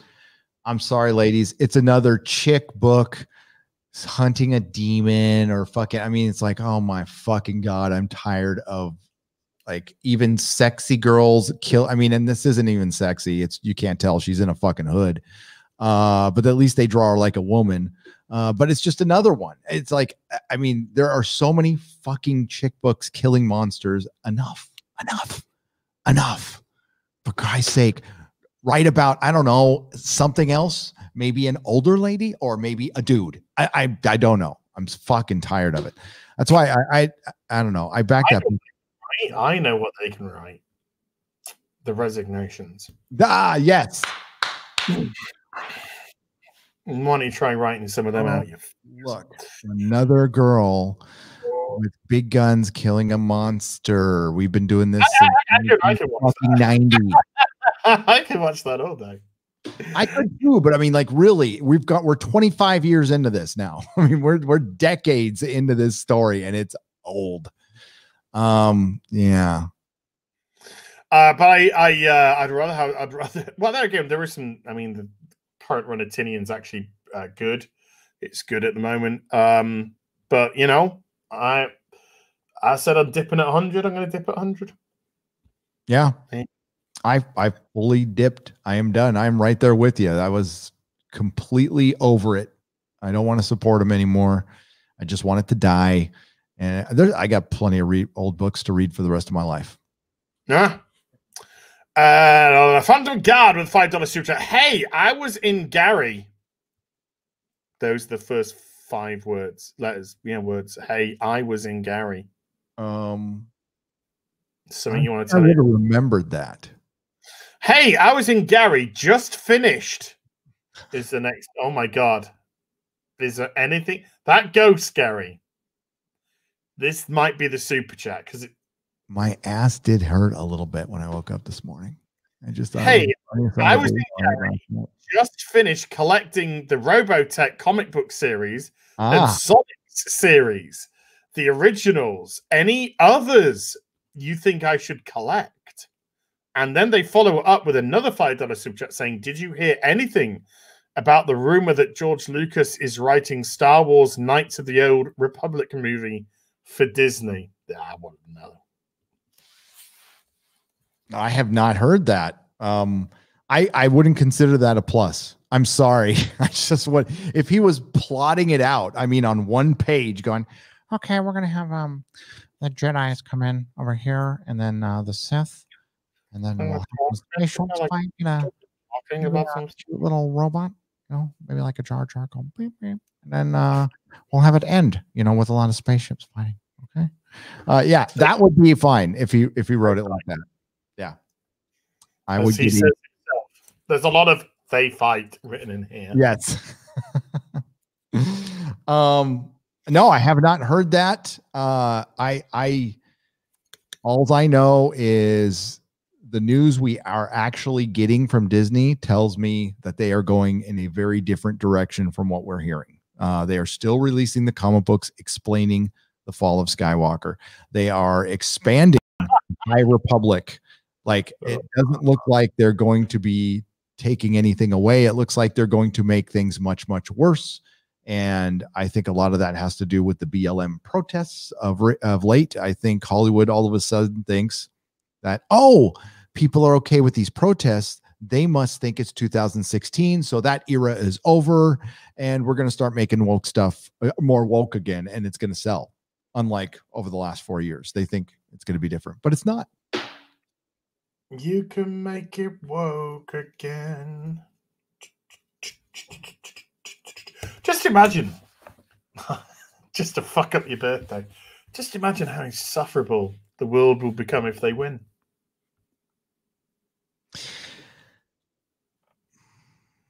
I mean, like, living out in the country, cut off from everything is an option. That's the option. Is I'm out. I mean, I don't want. I won't be a part of that world. And if they win, I would probably be the one going to an re-education camp or something like that, because I am notoriously shitty at following rules, like horrible at it. I've actually tried. I spent a decade trying to be like a straight-laced person, and it was just fucking misery. Couldn't do it. Randy G. Nice. With a €2 super chat. Happy birthday, Gary. Thank you. Late for the ladies. It was a catastrophe. I see what he did there. Thank you, Randy. Brad Green with a 4 Canadian. Dinkman Snyder's Kickstarter is at 91k after 24 hours. There you go. 90k after 24 hours, 350. Oh, 350 might be slightly overreaching then. What do you think? Okay, so he got the 91 from all the people who were waiting. And again, there was $53 per person. So a lot of people probably got those there's $1,000 option on that just to get drawn in. You know what? If you hit up an artist, he'd probably draw you in a book. There's always background people. Indigo, in all fairness, Indigo does that. I'll draw you in the comic for. Yeah, it's fun. Oh, speaking of which, Dan Frager's Black Flag on Indiegogo right now. Dan is not just writing me into the comic. Don't worry, won't be in it for long. He's killing me. I'm being killed in Black Flag on Indiegogo right now. Dan Frager. If you want to see me get gorily killed in a comic book, my comic book debut, Black Flag debut, Black Flag Indiegogo to see me get squished. There you go. Grey Ghost with a $10 super chat. Hail to my two favorite boarders. Happy 51st Life Day, Gary. Congrats on half a century +1. Thumb up this live stream, y'all. And subscribe to Lady Gravemaster's channel. Any suggestions on some good Image 90s runs? Tomb Raider. That's a good one. I was a fan of the Max quite a bit. And the first 50 issues of Spawn are good. Pitt's fucking Dale Keown's Pitt was the shit. Loved it. What else? I wasn't the biggest Liefeld fan. Never was. I liked him. I kind of liked his attitude and everything, but I wasn't the biggest Liefeld fan. No, I was a Jim Lee guy. Believe it, I was a Jim Lee guy. Yeah, I still like Jim Lee. I still think he's good at his heart, but my God, he's so ineffectual. He is. It's like he doesn't care anymore. He's got his millions upon millions upon millions. He just doesn't care about fighting anymore. No, the passion is gone. He had it. He had it back in the day. I mean, people loved him. I still like Farland a little more, but yeah. Oh. Did you say McFarlane? Yeah. God, that's such a good cover. Seth MacFarlane, this one though. Seth MacFarlane, yeah. It's amazing. Seth MacFarlane can draw, by the way. He's a very good artist. Probably better than Fat fucking Wonder Woman. Fat Steven, speaking of fat, I've got to go to the gym tomorrow. Anyway, Fat Steven Seagal beat up Rand Johnson with 2 Canadian. Congrats, Az. Your birthday rendition just made Spotify. Hopefully, #1. All Could right. do with the chat. Yeah. And Yellow Flash 2, how you doing? With $2 super chat, Dan Slott's Amazing Spider-Man run is quantity over quality. And like I said, I'd never heard about his body of work. I only knew him through his disgusting behavior. And this is before I even... Ooh. I got the rest of them. They were cheap. Damn. They were cheap. But these, oh my God, the covers are freaking rad. And the art is just amazing. Amazeballs. So good. Wow, that's some good fifth right there. Yep. Fifth Doctor. And yeah, so I guess this is a compilation of some of, I guess the third Doctor was in a magazine called TV. What was it called? TV something or other. Some British, it was like your TV guide or something. And it was like 2 or 3 pages. And yeah. We had like TV Times, Radio Times. Yep. It would, if it's TV, if it was Doctor Who, then it probably would have been Radio Times at some point. The art is incredible, unless it was like a complete third party. God damn, she's got great tits. Sorry, I got totally put off by a picture on Instagram, which I just liked. You're welcome if you follow me. If it was a third party, I know the one you're talking about. I know the one you're talking about. I think it's for third party. I don't even think it was Radio Times. Yeah. I was blocked by Dan Slott before I'd even heard of Dan Slott. That's true. Really? Yeah. I was.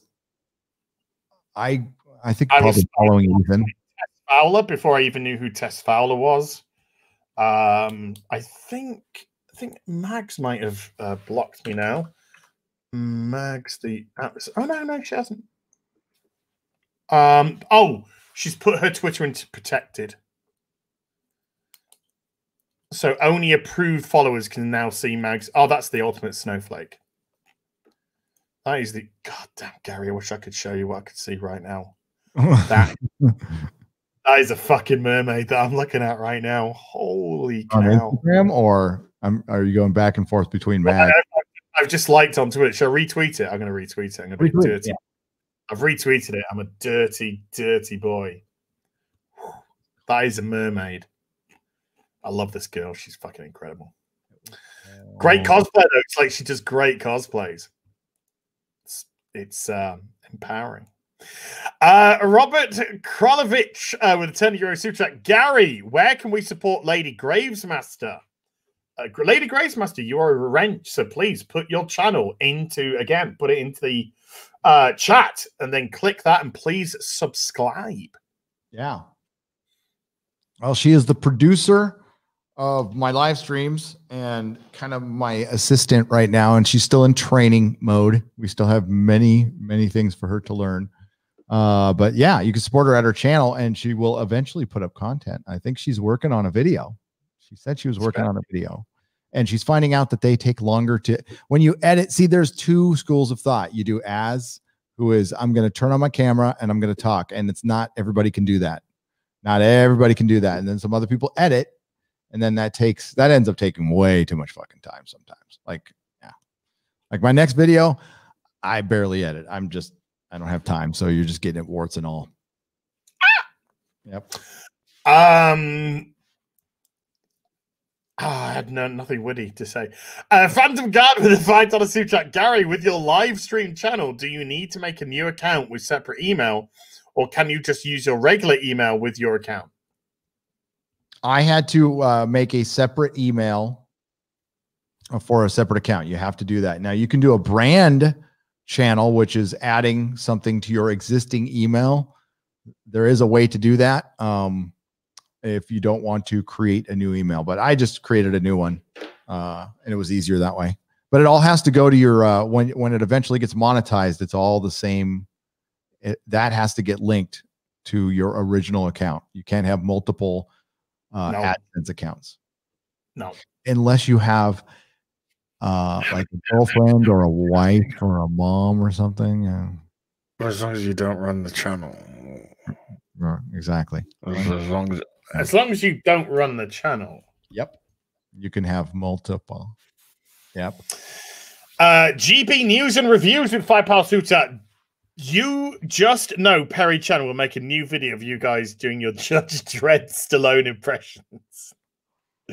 Perry could do anything. He amazes. He amazes us every time he puts something out. Did you see the Batman dick?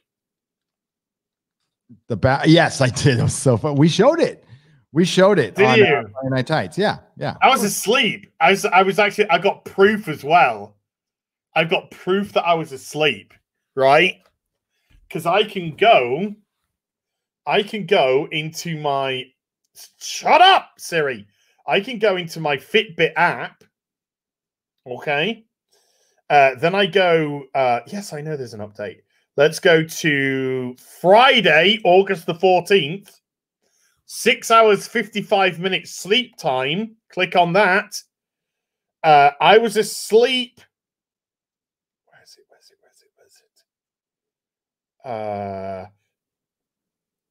God damn it.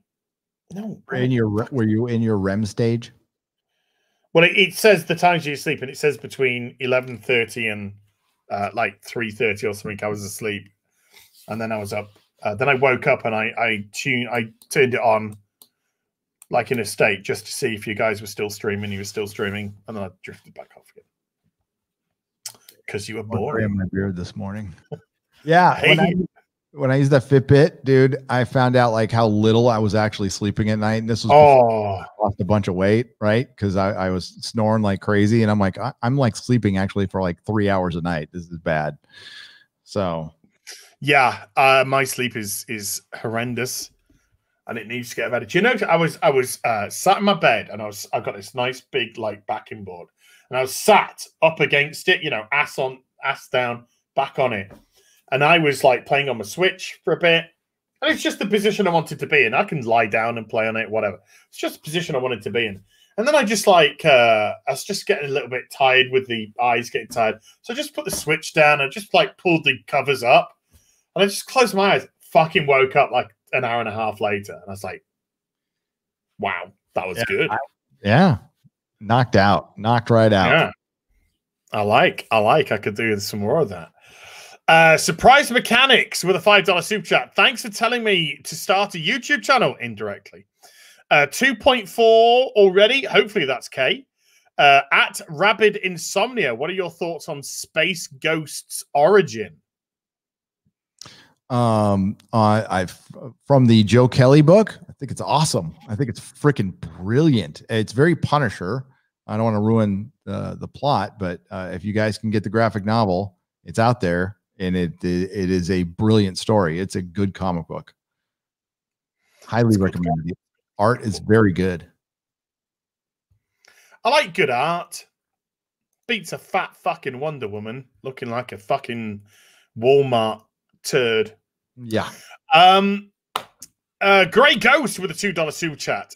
The chat requests you sing "Kiss from a Ruby Rose." I've been kissed by a ruby rose, and she's gay. Which she's not. She's bi, actually. She's bi. She's bi. I think everyone is going to be bi in Hollywood. Certainly females. Strategically bi. Strategically bi, yeah. Practicing bisexual. That's pretty much it. Yes. If I want to get this role, I am bisexual. Yep. Are you gay? I'm bisexual. Yes. Or if you get in trouble, I'm gay. I went to rehab. Yeah. I'm gay. Kevin. Right? Oh, Rosario Dawson. I mean, I shouldn't laugh, but that was just the worst coming out in the history of coming out. By the way, we all knew. And number two, we know what you like, Sonny boy. Yeah, we know what you like. You twink. In fact, that Daily Mail article I was talking about with Bill Clinton has pictures of Kevin Spacey too, and a guy who owned an island. Yeah. And apparently he's supposed to appear in the Democratic National Convention tonight for a speech, and this fucking picture drops. And it's like, whoopsies. Getting his back rubbed by a 22-year-old girl who was a friend. Oh, well. Who owns the island. Purely innocent, I'm sure. Complete rape. Anyway, Robert Krolovich with €5 super chat. We the people demand a pic of the burritos in San Diego. Fair point. Fair point. Carne asada burrito. Carne asada burrito. Anywhere that ends in Bertos, and you're good. You're solid. Okay. There's varying degrees. I mean, sometimes you want the tortilla to be just right. Sometimes they're a little too dry. I'm bisexual. Bisexual, so lonely. So lonely. So lonely. Bi's just greedy. Pick a side. I saw probably opening a can of worms here. I saw a tweet yesterday that said, just because I'm bisexual doesn't mean that I can't just date one sex. And I'm like, doesn't that just make you heterosexual? Yeah. I mean, I guess it does. I mean, are you dating both at the same time? I imagine you can only do one at it. Well, I guess you don't, but I just remember. No, but they meant I only date men, but I'm bisexual. Oh. And it's a woman. She's just like, yeah. So that's bullshit. That's just somebody who wants. Oh my god, the world is so dumb. I know. I'm dumb right now. It's Oh, nuts. It's just nuts after nuts after nuts after nuts. They want to tie you in. it really is. Oh. CB News and Reviews with £2 super chat. Get Clara to carry Nardal. Perfect. 200-watt studio with a $2 super chat. Gary Nooner today. There'll be one tonight. Tonight. So it'll be Late night Nooner. Late night. John S. Bush with a £5 super chat. Gary, happy birthday. I thank you. Loki's Morning of Mischief. How you doing, Loki? With a $5 super chat. Can't wait to see what you do with the new fortress, Gary. It's gonna be. What's up, Loki? How you doing, man? It's good to hear from you. Keep up the morning mischief. We like mischief. I've been on a couple of times. It's gonna be fun putting this thing together. I'm chomping at the bit. I'm just waiting for the foam padsy wadsies, but I can't do anything until I get those. So it's all kind of staging. But you're gonna see new figures. There's new figures. I'm gonna mix in some Fantastic Four. That's been buried for a long time. So, God, that sounds good. I when they relaunched Fantastic Four, when I say semi recently, probably the last year or so, I got all 4 covers because of all 4 of the Art Germ covers because Art Germ is just the best. Yeah. Fuck my ass when I open that fucking thing up. God, I know. It was just the biggest whiff ever. What the fuck what was I? It's like, what the fuck drew a 5-year-old drew this? Yeah. It was shit. It's like, oh god, it was terrible. Fucking horrific. You got Art Germ on your cover, and that's what you fucking want to put in the interior.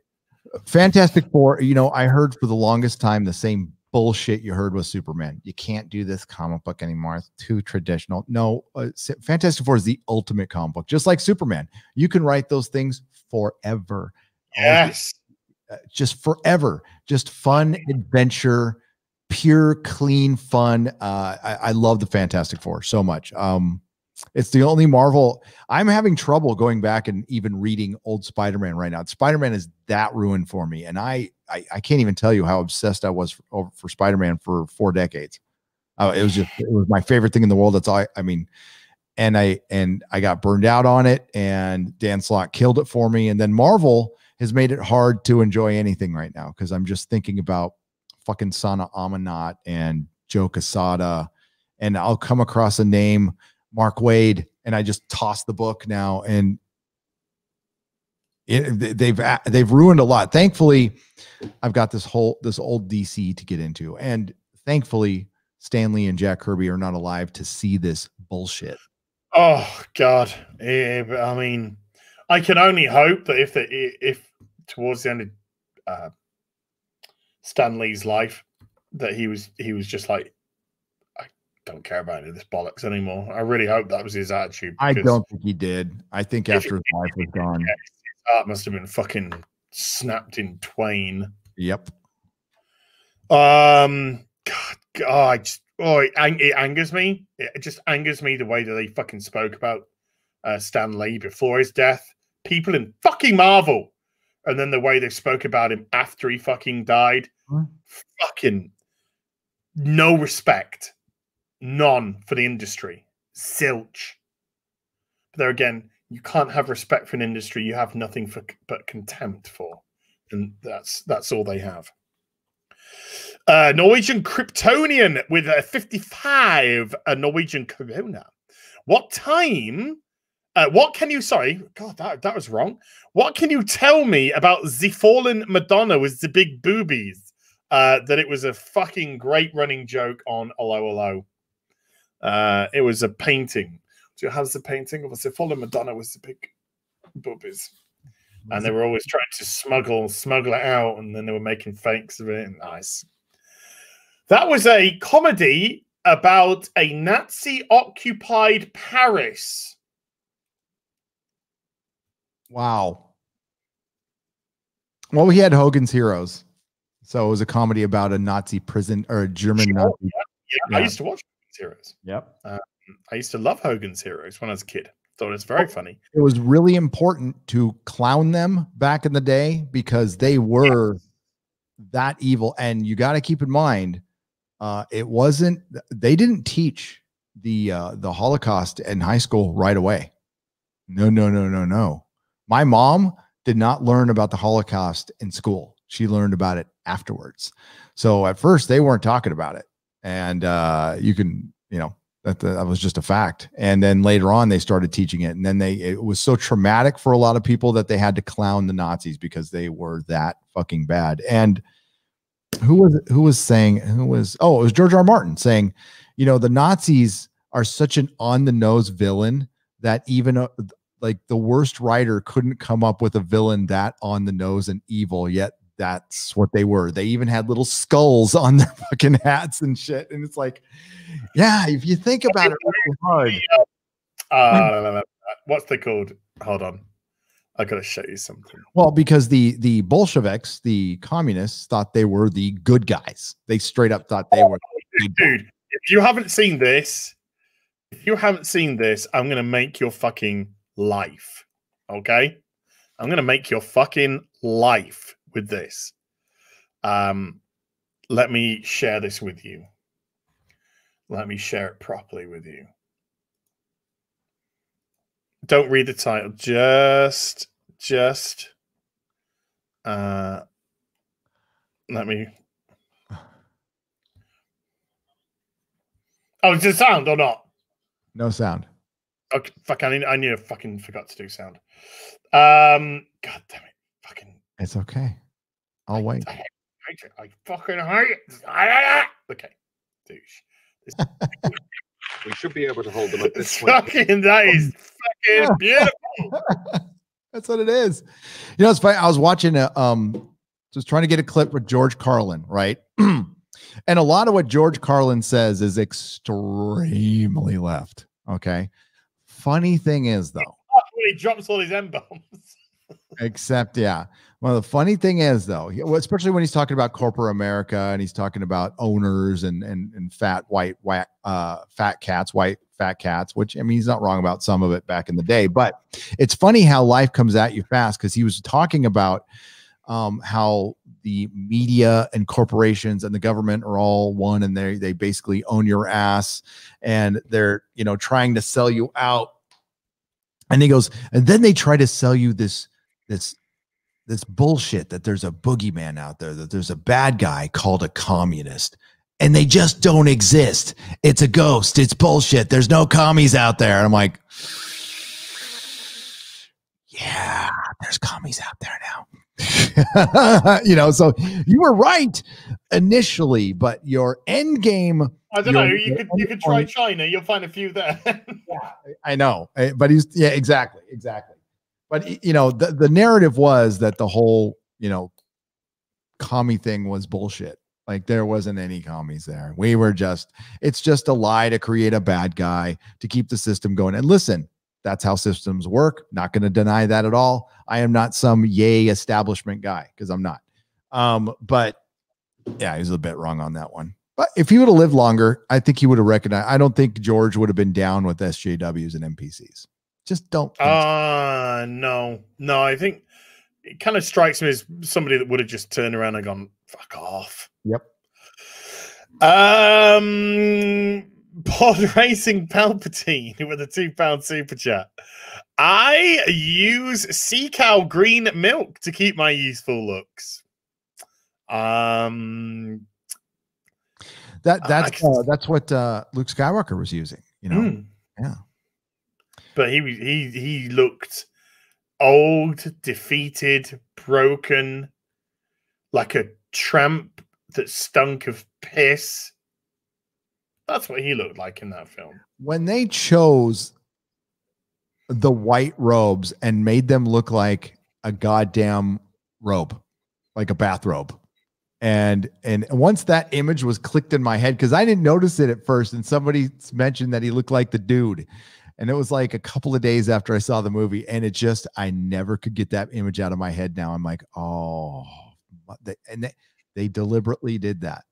They deliberately set out to take our favorite character and shit on him as much as humanly possible within 2 hours of film. And they did it. And they thought it was funny. They thought it was actually, it's unbelievable that they thought it would work. They really did. They thought they were just clever as hell. Did they think it was going to work? Yeah. Kathleen Kennedy thought that, The Last Jedi was going to be the shit. Well, it was definitely shit. It was shit. It was definitely shit, yeah. I don't know. Well, you see, I don't know. When you hear more about these people, you kind of get the idea that I don't know if they actually did care. It kind of just comes across as long as they got their message out, as long as they did what they wanted, then they were fine with that. And to put it out on such a large scale, understanding that it would have such a large audience, they would be projecting it to that many people. But as regards to it was, I know, maybe they thought, oh, our message, this empowerment message is so wonderful and fucking creative that people are going to fall over ass backwards to go along with it. But I think that was pretty apparent after like 2 fucking days that the divides were massively beginning to form. They have the same attitude as the BBC does. So it's our message is great, and for those who don't believe in it, I mean, they're not worth having around. They're cretins. So I think they completely believe that, and Kathleen Kennedy still believes that it's a minority. She is like in an ivory tower. She's not paying attention to what the fucking fandom menace says or anything like that. You barely see her in public now. She has multiple assistants kissing her ass. And it's clear that she was just under Steven Spielberg's shadow for so long, and it made her bitter. It clearly made her bitter. And she got not half as bitter as the coffee she fucking made. She got the power went straight to her head. It reminds me, I had a computer teacher in junior high. He was the nicest guy, Mr. Riley. Mr. Riley was the most popular teacher in the junior high. He was nice. He worked with all the kids. He like helped us make little computer programs. He was voted most popular teacher. They made him principal, and overnight that guy turned into the biggest dick. He went from being sweetless, wearing sweaters, to walking around with his chest out, swinging around a whistle like he was like goose stepping through the junior high school. So power does corrupt people. Even, it was crazy to see the change in the guy. We're like, yeah, Mr. Riley's going to be the principal. And all of a sudden he was like throwing out detentions like it was no tomorrow. And it's like, whoa, what happened? Mr. Riley's a dick. Mr. Riley's a dick now, dude. Oh God. Yeah. Van Riley. So if anybody who went to Oakcrest Junior High School in from 1982 to 1983, you know what I'm talking about. That dick. Legalize adulthood with a $50 super chat. Thank you, sir. When are you going to get into some early 80s Marvel? Ooh. I always liked the Fantastic Four and the idea of the Fantastic Four. I would worry about getting into Spider-Man purely because I know where it all goes wrong. It's daunting. No, you get into Spider-Man, you're going down a rabbit hole that's going to take your life savings. You get into Fantastic Four, it's possible because there isn't multiple books, and as you can start, you go on eBay and get the John Byrne Fantastic Four complete run, probably for $100, maybe a couple $100, and that is a big stack of books that you can read for like a month that you will just love, and it's one of the best runs ever made in comic books. I would start there, and then you can go back because like Fantastic Four gets really expensive prior to issue 50, like insanely expensive.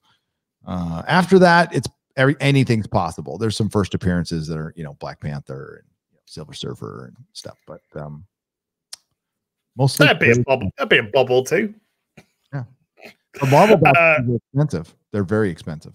Yes, I know. I think somebody asked me that yesterday on stream. I was just like, you know, like that's fucking expense I can't afford. You know, I can pick up like this was the most expensive comic I bought. This is 40 quid. That was expensive. But all these that I was picking up, these were like £2, £2. Yeah. The Wonder Woman, £2. Oh, worth it. Yeah. The Green Arrows, picking them up for less than £2 a pop. You know, it's good. It's good. It's good stuff to buy. Those sort of things you're spending, you know, I said like $25 minimum on a nothing one in nothing condition. Never mind, you know, anything else. We'll see. We'll see what happens. I'll have a little bit of digging. I'll see if anything takes me fancy. Tyran Rezar with a $5 super chat. So, does the Western games media hate Japanese video games because they are some of the best out there with no woke politics? No. Well, yeah, partially. They also hate them because gamers love them as well. So they're not politically correct in as much as they will have attractive... I mean, Ghost of Tsushima, there is nothing woke in that game at all. Not a fucking thing. And, crossing the moons, the twin moons of Tatooine. Twin suns of Tatooine, even. There's nothing woke in that game at all. And that's probably what infuriates them. The story is absolutely outstanding. They complain about it because of colonialism. I want to take the word colonialism. I want to manufacture it into a rod about this big and insert it up all of those cunts' asses that fucking waffle about it. Take your fucking colonialism waffling, vent a time machine, go back 500 years and give your fucking complaints to somebody who might give a shit then. Oh, by the way, spoiler alert, they'll fucking cut you in half, you dickhead. So, you know, leave it out of mine. It was just a fun, great game with a well-written story that was well acted with a great cast, and they hate it. They hate it when gamers like stuff because they want to take things away from you. They want to take the fun away from you. You don't create a fat, fucking obese Wonder Woman, flat-chested, looking like a smug fucking cunt because you like comics. You make it to piss people off because the industry has this fucking weird fucking thing that they want to piss you off. We hate you. Ha! Our industry's in the shitter. Ha! We burnt it to the ground. Ha! By the way, you Nazis and white supremacists. Fuck out of here. You cunts. You fucking ridden cunts. You fucking born poisonous on the inside. You're rotten to the core cunts. And you're filth. Degenerate filth. And I hope the fucking industry burns to the ground. And I hope fucking crowdfunding continues to thrive because it deserves to, and you deserve everything that you got. So no, it's all about destruction. It's all about fucking destruction and taking away. Anything that you like, they want to destroy. Anything that doesn't conform to the current narrative, they want to change. They are the embodiment of fascism. Embodiment of it. And these people are filth. Do not give them power, whatever you do. That's a rant. Good one. That's a rant right there. Fitz in Thorpe with a $5 super chat. Hey, look, Gary's gone all beige walls on it. I know, so boring. Earth tones and browns and whites and earth tones and grays and earth tones. Crazy. Oops. Chi the Fluffy with a 14 Swedish Corona super sticker of a nice peach. Must have been looking at those Wonder Woman covers again. BG became a reckoning with a $5 super chat. Y'all will most likely be surprised at pics of Kamala's parents. You mean the white people? Red elephants. Vincent James refers to her as mostly white Kamala. Yeah, I've seen the picture of her white family. Dana Bailey with a $1.50 super sticker of a bit of birthday cake. So that'll be for you, sir. 200-watt studio with a $2 super chat. All those eggs powdered, bagging sausage stream. Sure. Mick Wynn with a £2 super chat. Happy birthday, Gary. 52. He's 51. Same as me. Hey, 52, I can do like a new 52. New 52. I'm out all like I'll swap my gender. I'll be a black female lead who's bisexual.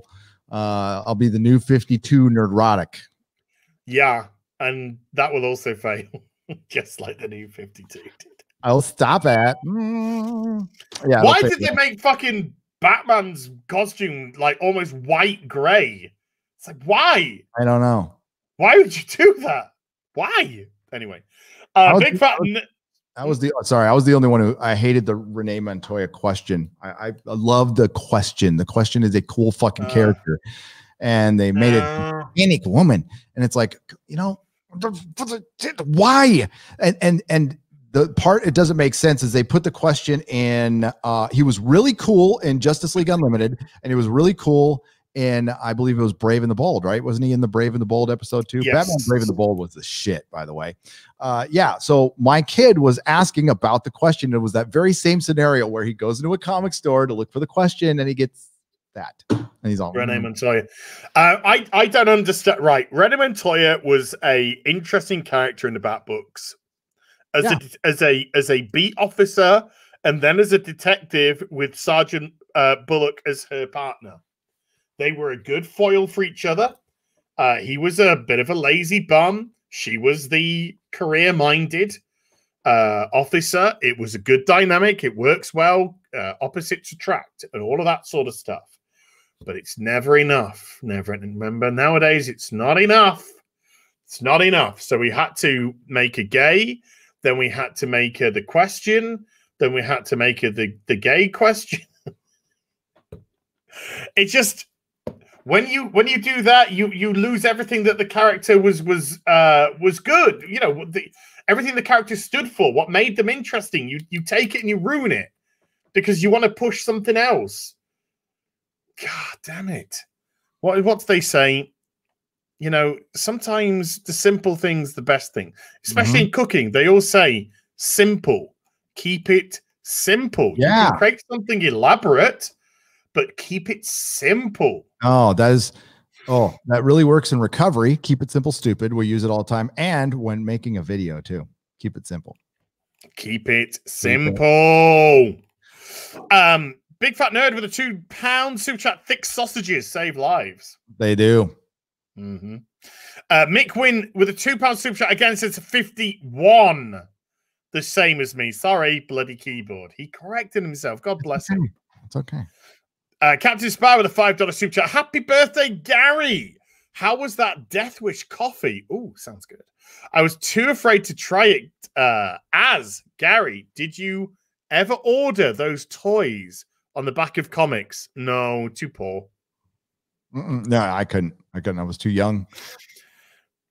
Too young, too poor. Parents would never have given us the money to do that. I got like £1 pocket money, £2 pocket money a week. And that when I had to wait till I was like 14 till I got that, for fuck's sake. So no, my first allowance was me going out my paper route. I didn't have an allowance for that. They'd give me stuff on Christmas and birthday. That was it. Yeah, I might be lucky to get 10, 15 quid for my birthday in cash. You know, that was always a nice one. But you know, the Transformers comic was 35 pence back then, so I was buying those with my pocket money. Some sweets. Yeah, Pringles. I liked Pringles, so I'd get like a can of Pringles and a soda and a comic book, and you can get that for like $1 back in the day. Yeah, I would get a Phileas Fogg, Monsing Monceau, like little baked garlic mini breads. It's gorgeous. Like essentially like croutons, garlicky croutons. Beautiful. And Tango. Tin of Tango. Orange Tango. Beautiful. Oh, yeah. You have to get on our BMX bike and have to ride like 2 miles, which was far for like a 7-year-old kid to go get that stuff too.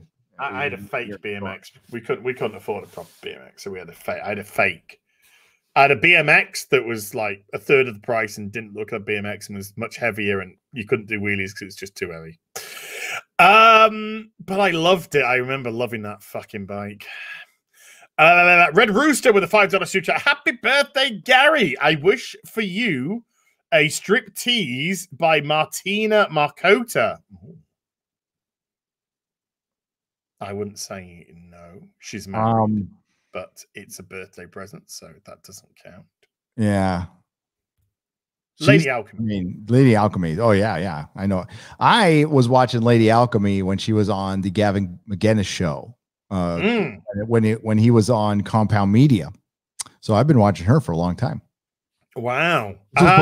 Met her husband, I believe. What did you think of the mermaid, by the way?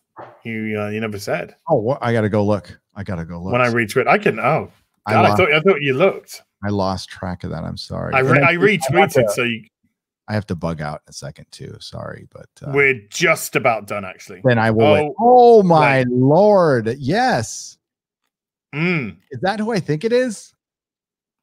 Who do you think it is? It's Lady Loomis. It's Lady Loomis. Oh my God, that's I'm giving a heart to that. Makes me feel funny. Wow. That's a mermaid. Now that's a mermaid. That's a mermaid. That is some yeah. Right, let me smash through these. I'm in the mood for fish tacos right now for some reason. Ooh, they sound good. I'm hungry, but I gotta go to sleep. Felipe Abrigo with 5,000 Chilean pesos. Does that sound about right? That's it. Hello, Az. Happy birthday, Dr. Belcher. I hope you live to 1,000. Have an excellent day, and I hope things will be excellent for you and your family. Get another dog. Love you so much. Thank you, Philippe. Yeah, mine. Oh, God, I won't tell you here. We'll be here all day. Grant Kelbrick with 35 Zargons. Happy birthday, Gary. May you have many more, my friend. Hope your day has been really special. And a party hat and party popper as well. Zaid Comics with a $5 super chat. Hail, the best BBC around. You betcha. Well, apart from just some guys, probably. Or, no, I don't know. Maybe Young Rippers. Maybe. Okay. If you're what? Is that real, Lady Greymaster? Let me share the picture. Sorry, I didn't mean to do that. Okay. But like, here, let me share the picture with you. I don't know. She gave me no information about this whatsoever. But if this is fucking real, I need it like now. Now. Hang on. Now. Want it now. Is this picture allowed? Can I? It's allowed. Oh yeah. Oh yeah. I saw that today. Look, it's look at the wooden, and it looks like books. Yes. When is it coming out? I don't know, but it looks very nice. Oh my God. Hobbits are better. Hobbit is better than the Star Wars prequel too. The Hobbit. I think I enjoyed the Hobbit on the second one more than the prequels. Yeah. Prequels more important to the franchise and the story told within them, but The Hobbit, to me, is a better executed film. While they weren't they're not great. Neither prequels are great, but if you want to compare them as far as acting, directing, story, Hobbit has it all over the Star Wars prequels. Now, people will like the Star Wars prequels more because they like Star Wars more, and that's fine. I understand that. But if you want to go objectively, Hobbit's better. No, I said the Hobbit because I don't know. Prequels not good. They're not good. No, they're just as simple as that. Sorry, they're not. Zay Comics with $5 super. Hail, the best BBC around. If y'all enjoy comics that don't push politics down your throat, then check out The Lost Pages, art by Frager, Beasley, and more, live on Indiegogo now. Lost Pages on Indiegogo. Good check it out. Ikan Illis with a $5 super chat. Hell as hell, the happy birthday boy Gary. Phantom Guard with a $5 super chat. I got Scott Schneider to draw a new Power Girl and a comic book cover. Should I pull them up on Twitter? Yes, 100%. Randy G with a €2 super chat. Extend invite to Doomcock for The Prisoner. It's his favorite show. Well, I think we're going to have, after we've gone through all the episodes, we're going to have a round table. So that would involve inviting guests on. So I think that would be the perfect time. I don't decide. I've only talked to Doomcock once, which was on my anniversary. I have no relationship with him, you see. So it's, you know, you tend to. I could talk to him. You want me to talk to him? Yeah, it's just you know, it's just about. But you don't know, you know. Yeah, you've already done that far into the live streams and stuff, and it's about the flow. I understand. So yeah, so I didn't really know him to kind of extend out, you know. Noah's Vinyl Archives with $10 super chat. Happy birthday, Gary. Hell as. Is it possible to bring Doomcock onto Friday Night Tights? Well, he does stream at the same time. Yeah, he streams at the same time. So it's a little difficult. He would actually have to give up a stream. So I don't know. That's Gary's decision. I'm a fucking grunt. Grant Kelbrick with 35 Zargons again. I say we mix it up. How about writing big monsters killing Chica with big guns? That should keep us going for a while. It's not a bad idea. It's not a bad idea at all. I'm sure there's some Japanese anime about that, you know. Watch Goblin Slayer. Fucking Garrett Grant. Watch Goblin Slayer. That'll fucking open your mind. It's great. It's fucking great. Fandom Guard with a $5 super chat. The 6 guys that attacked Private Halo 117 and his sister, only one survived, is being charged with terrorism, amongst other things. He's Antifa. Fucking filth. Absolute fucking filth. Shanth Njetty with a $10 super chat. Happy birthday, Gary. Glad to share the planet with you. You make it a better place for you and for me and the entire human race. There are people dying in Portland. Much love to you both. Grandpappy Fisk with a $2 super chat. Happy birthday, Gary. Robert Kralovich with a €20 super chat. Thank you, sir. Even my mum likes you, Gary. Hey, Mom. Yeah. That's Ball awesome. Legion with a $5 super chat. Happy birthday, Gary. Hello, Az. Hi. Bunyan Snipe with a £5 super chat. TV21, which started off as a Jerry Anderson publication. TV21. There you go. The Doctor Who thing. Vanessa Law.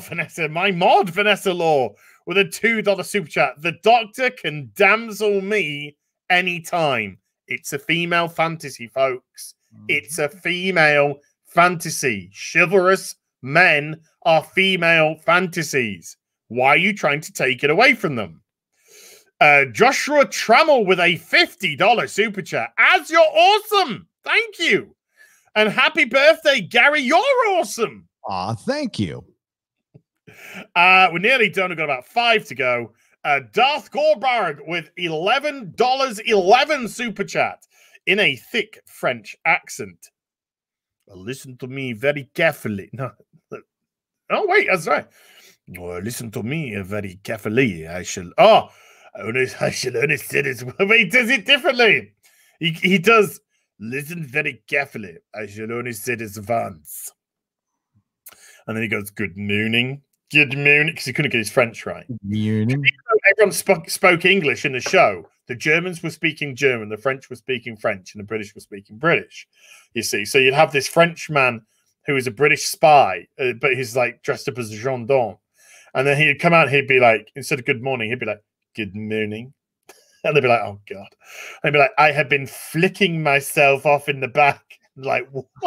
Because he just couldn't get French right. But it was funny stuff. It was just good, wholesome family fun. Yep. TJ Paris with a $5 super chat. Those books Ray took really tied the room together, man. Haka Pelita? Haka Pelita, maybe. With a €5 super chat. Political correctness is America's newest form of intolerance. Amen. And it is especially pernicious because it comes disguised as tolerance. Carlin, 2000. Well said. Amen. Yeah, that sounded good from the start, and that's why fucking Carlin said it.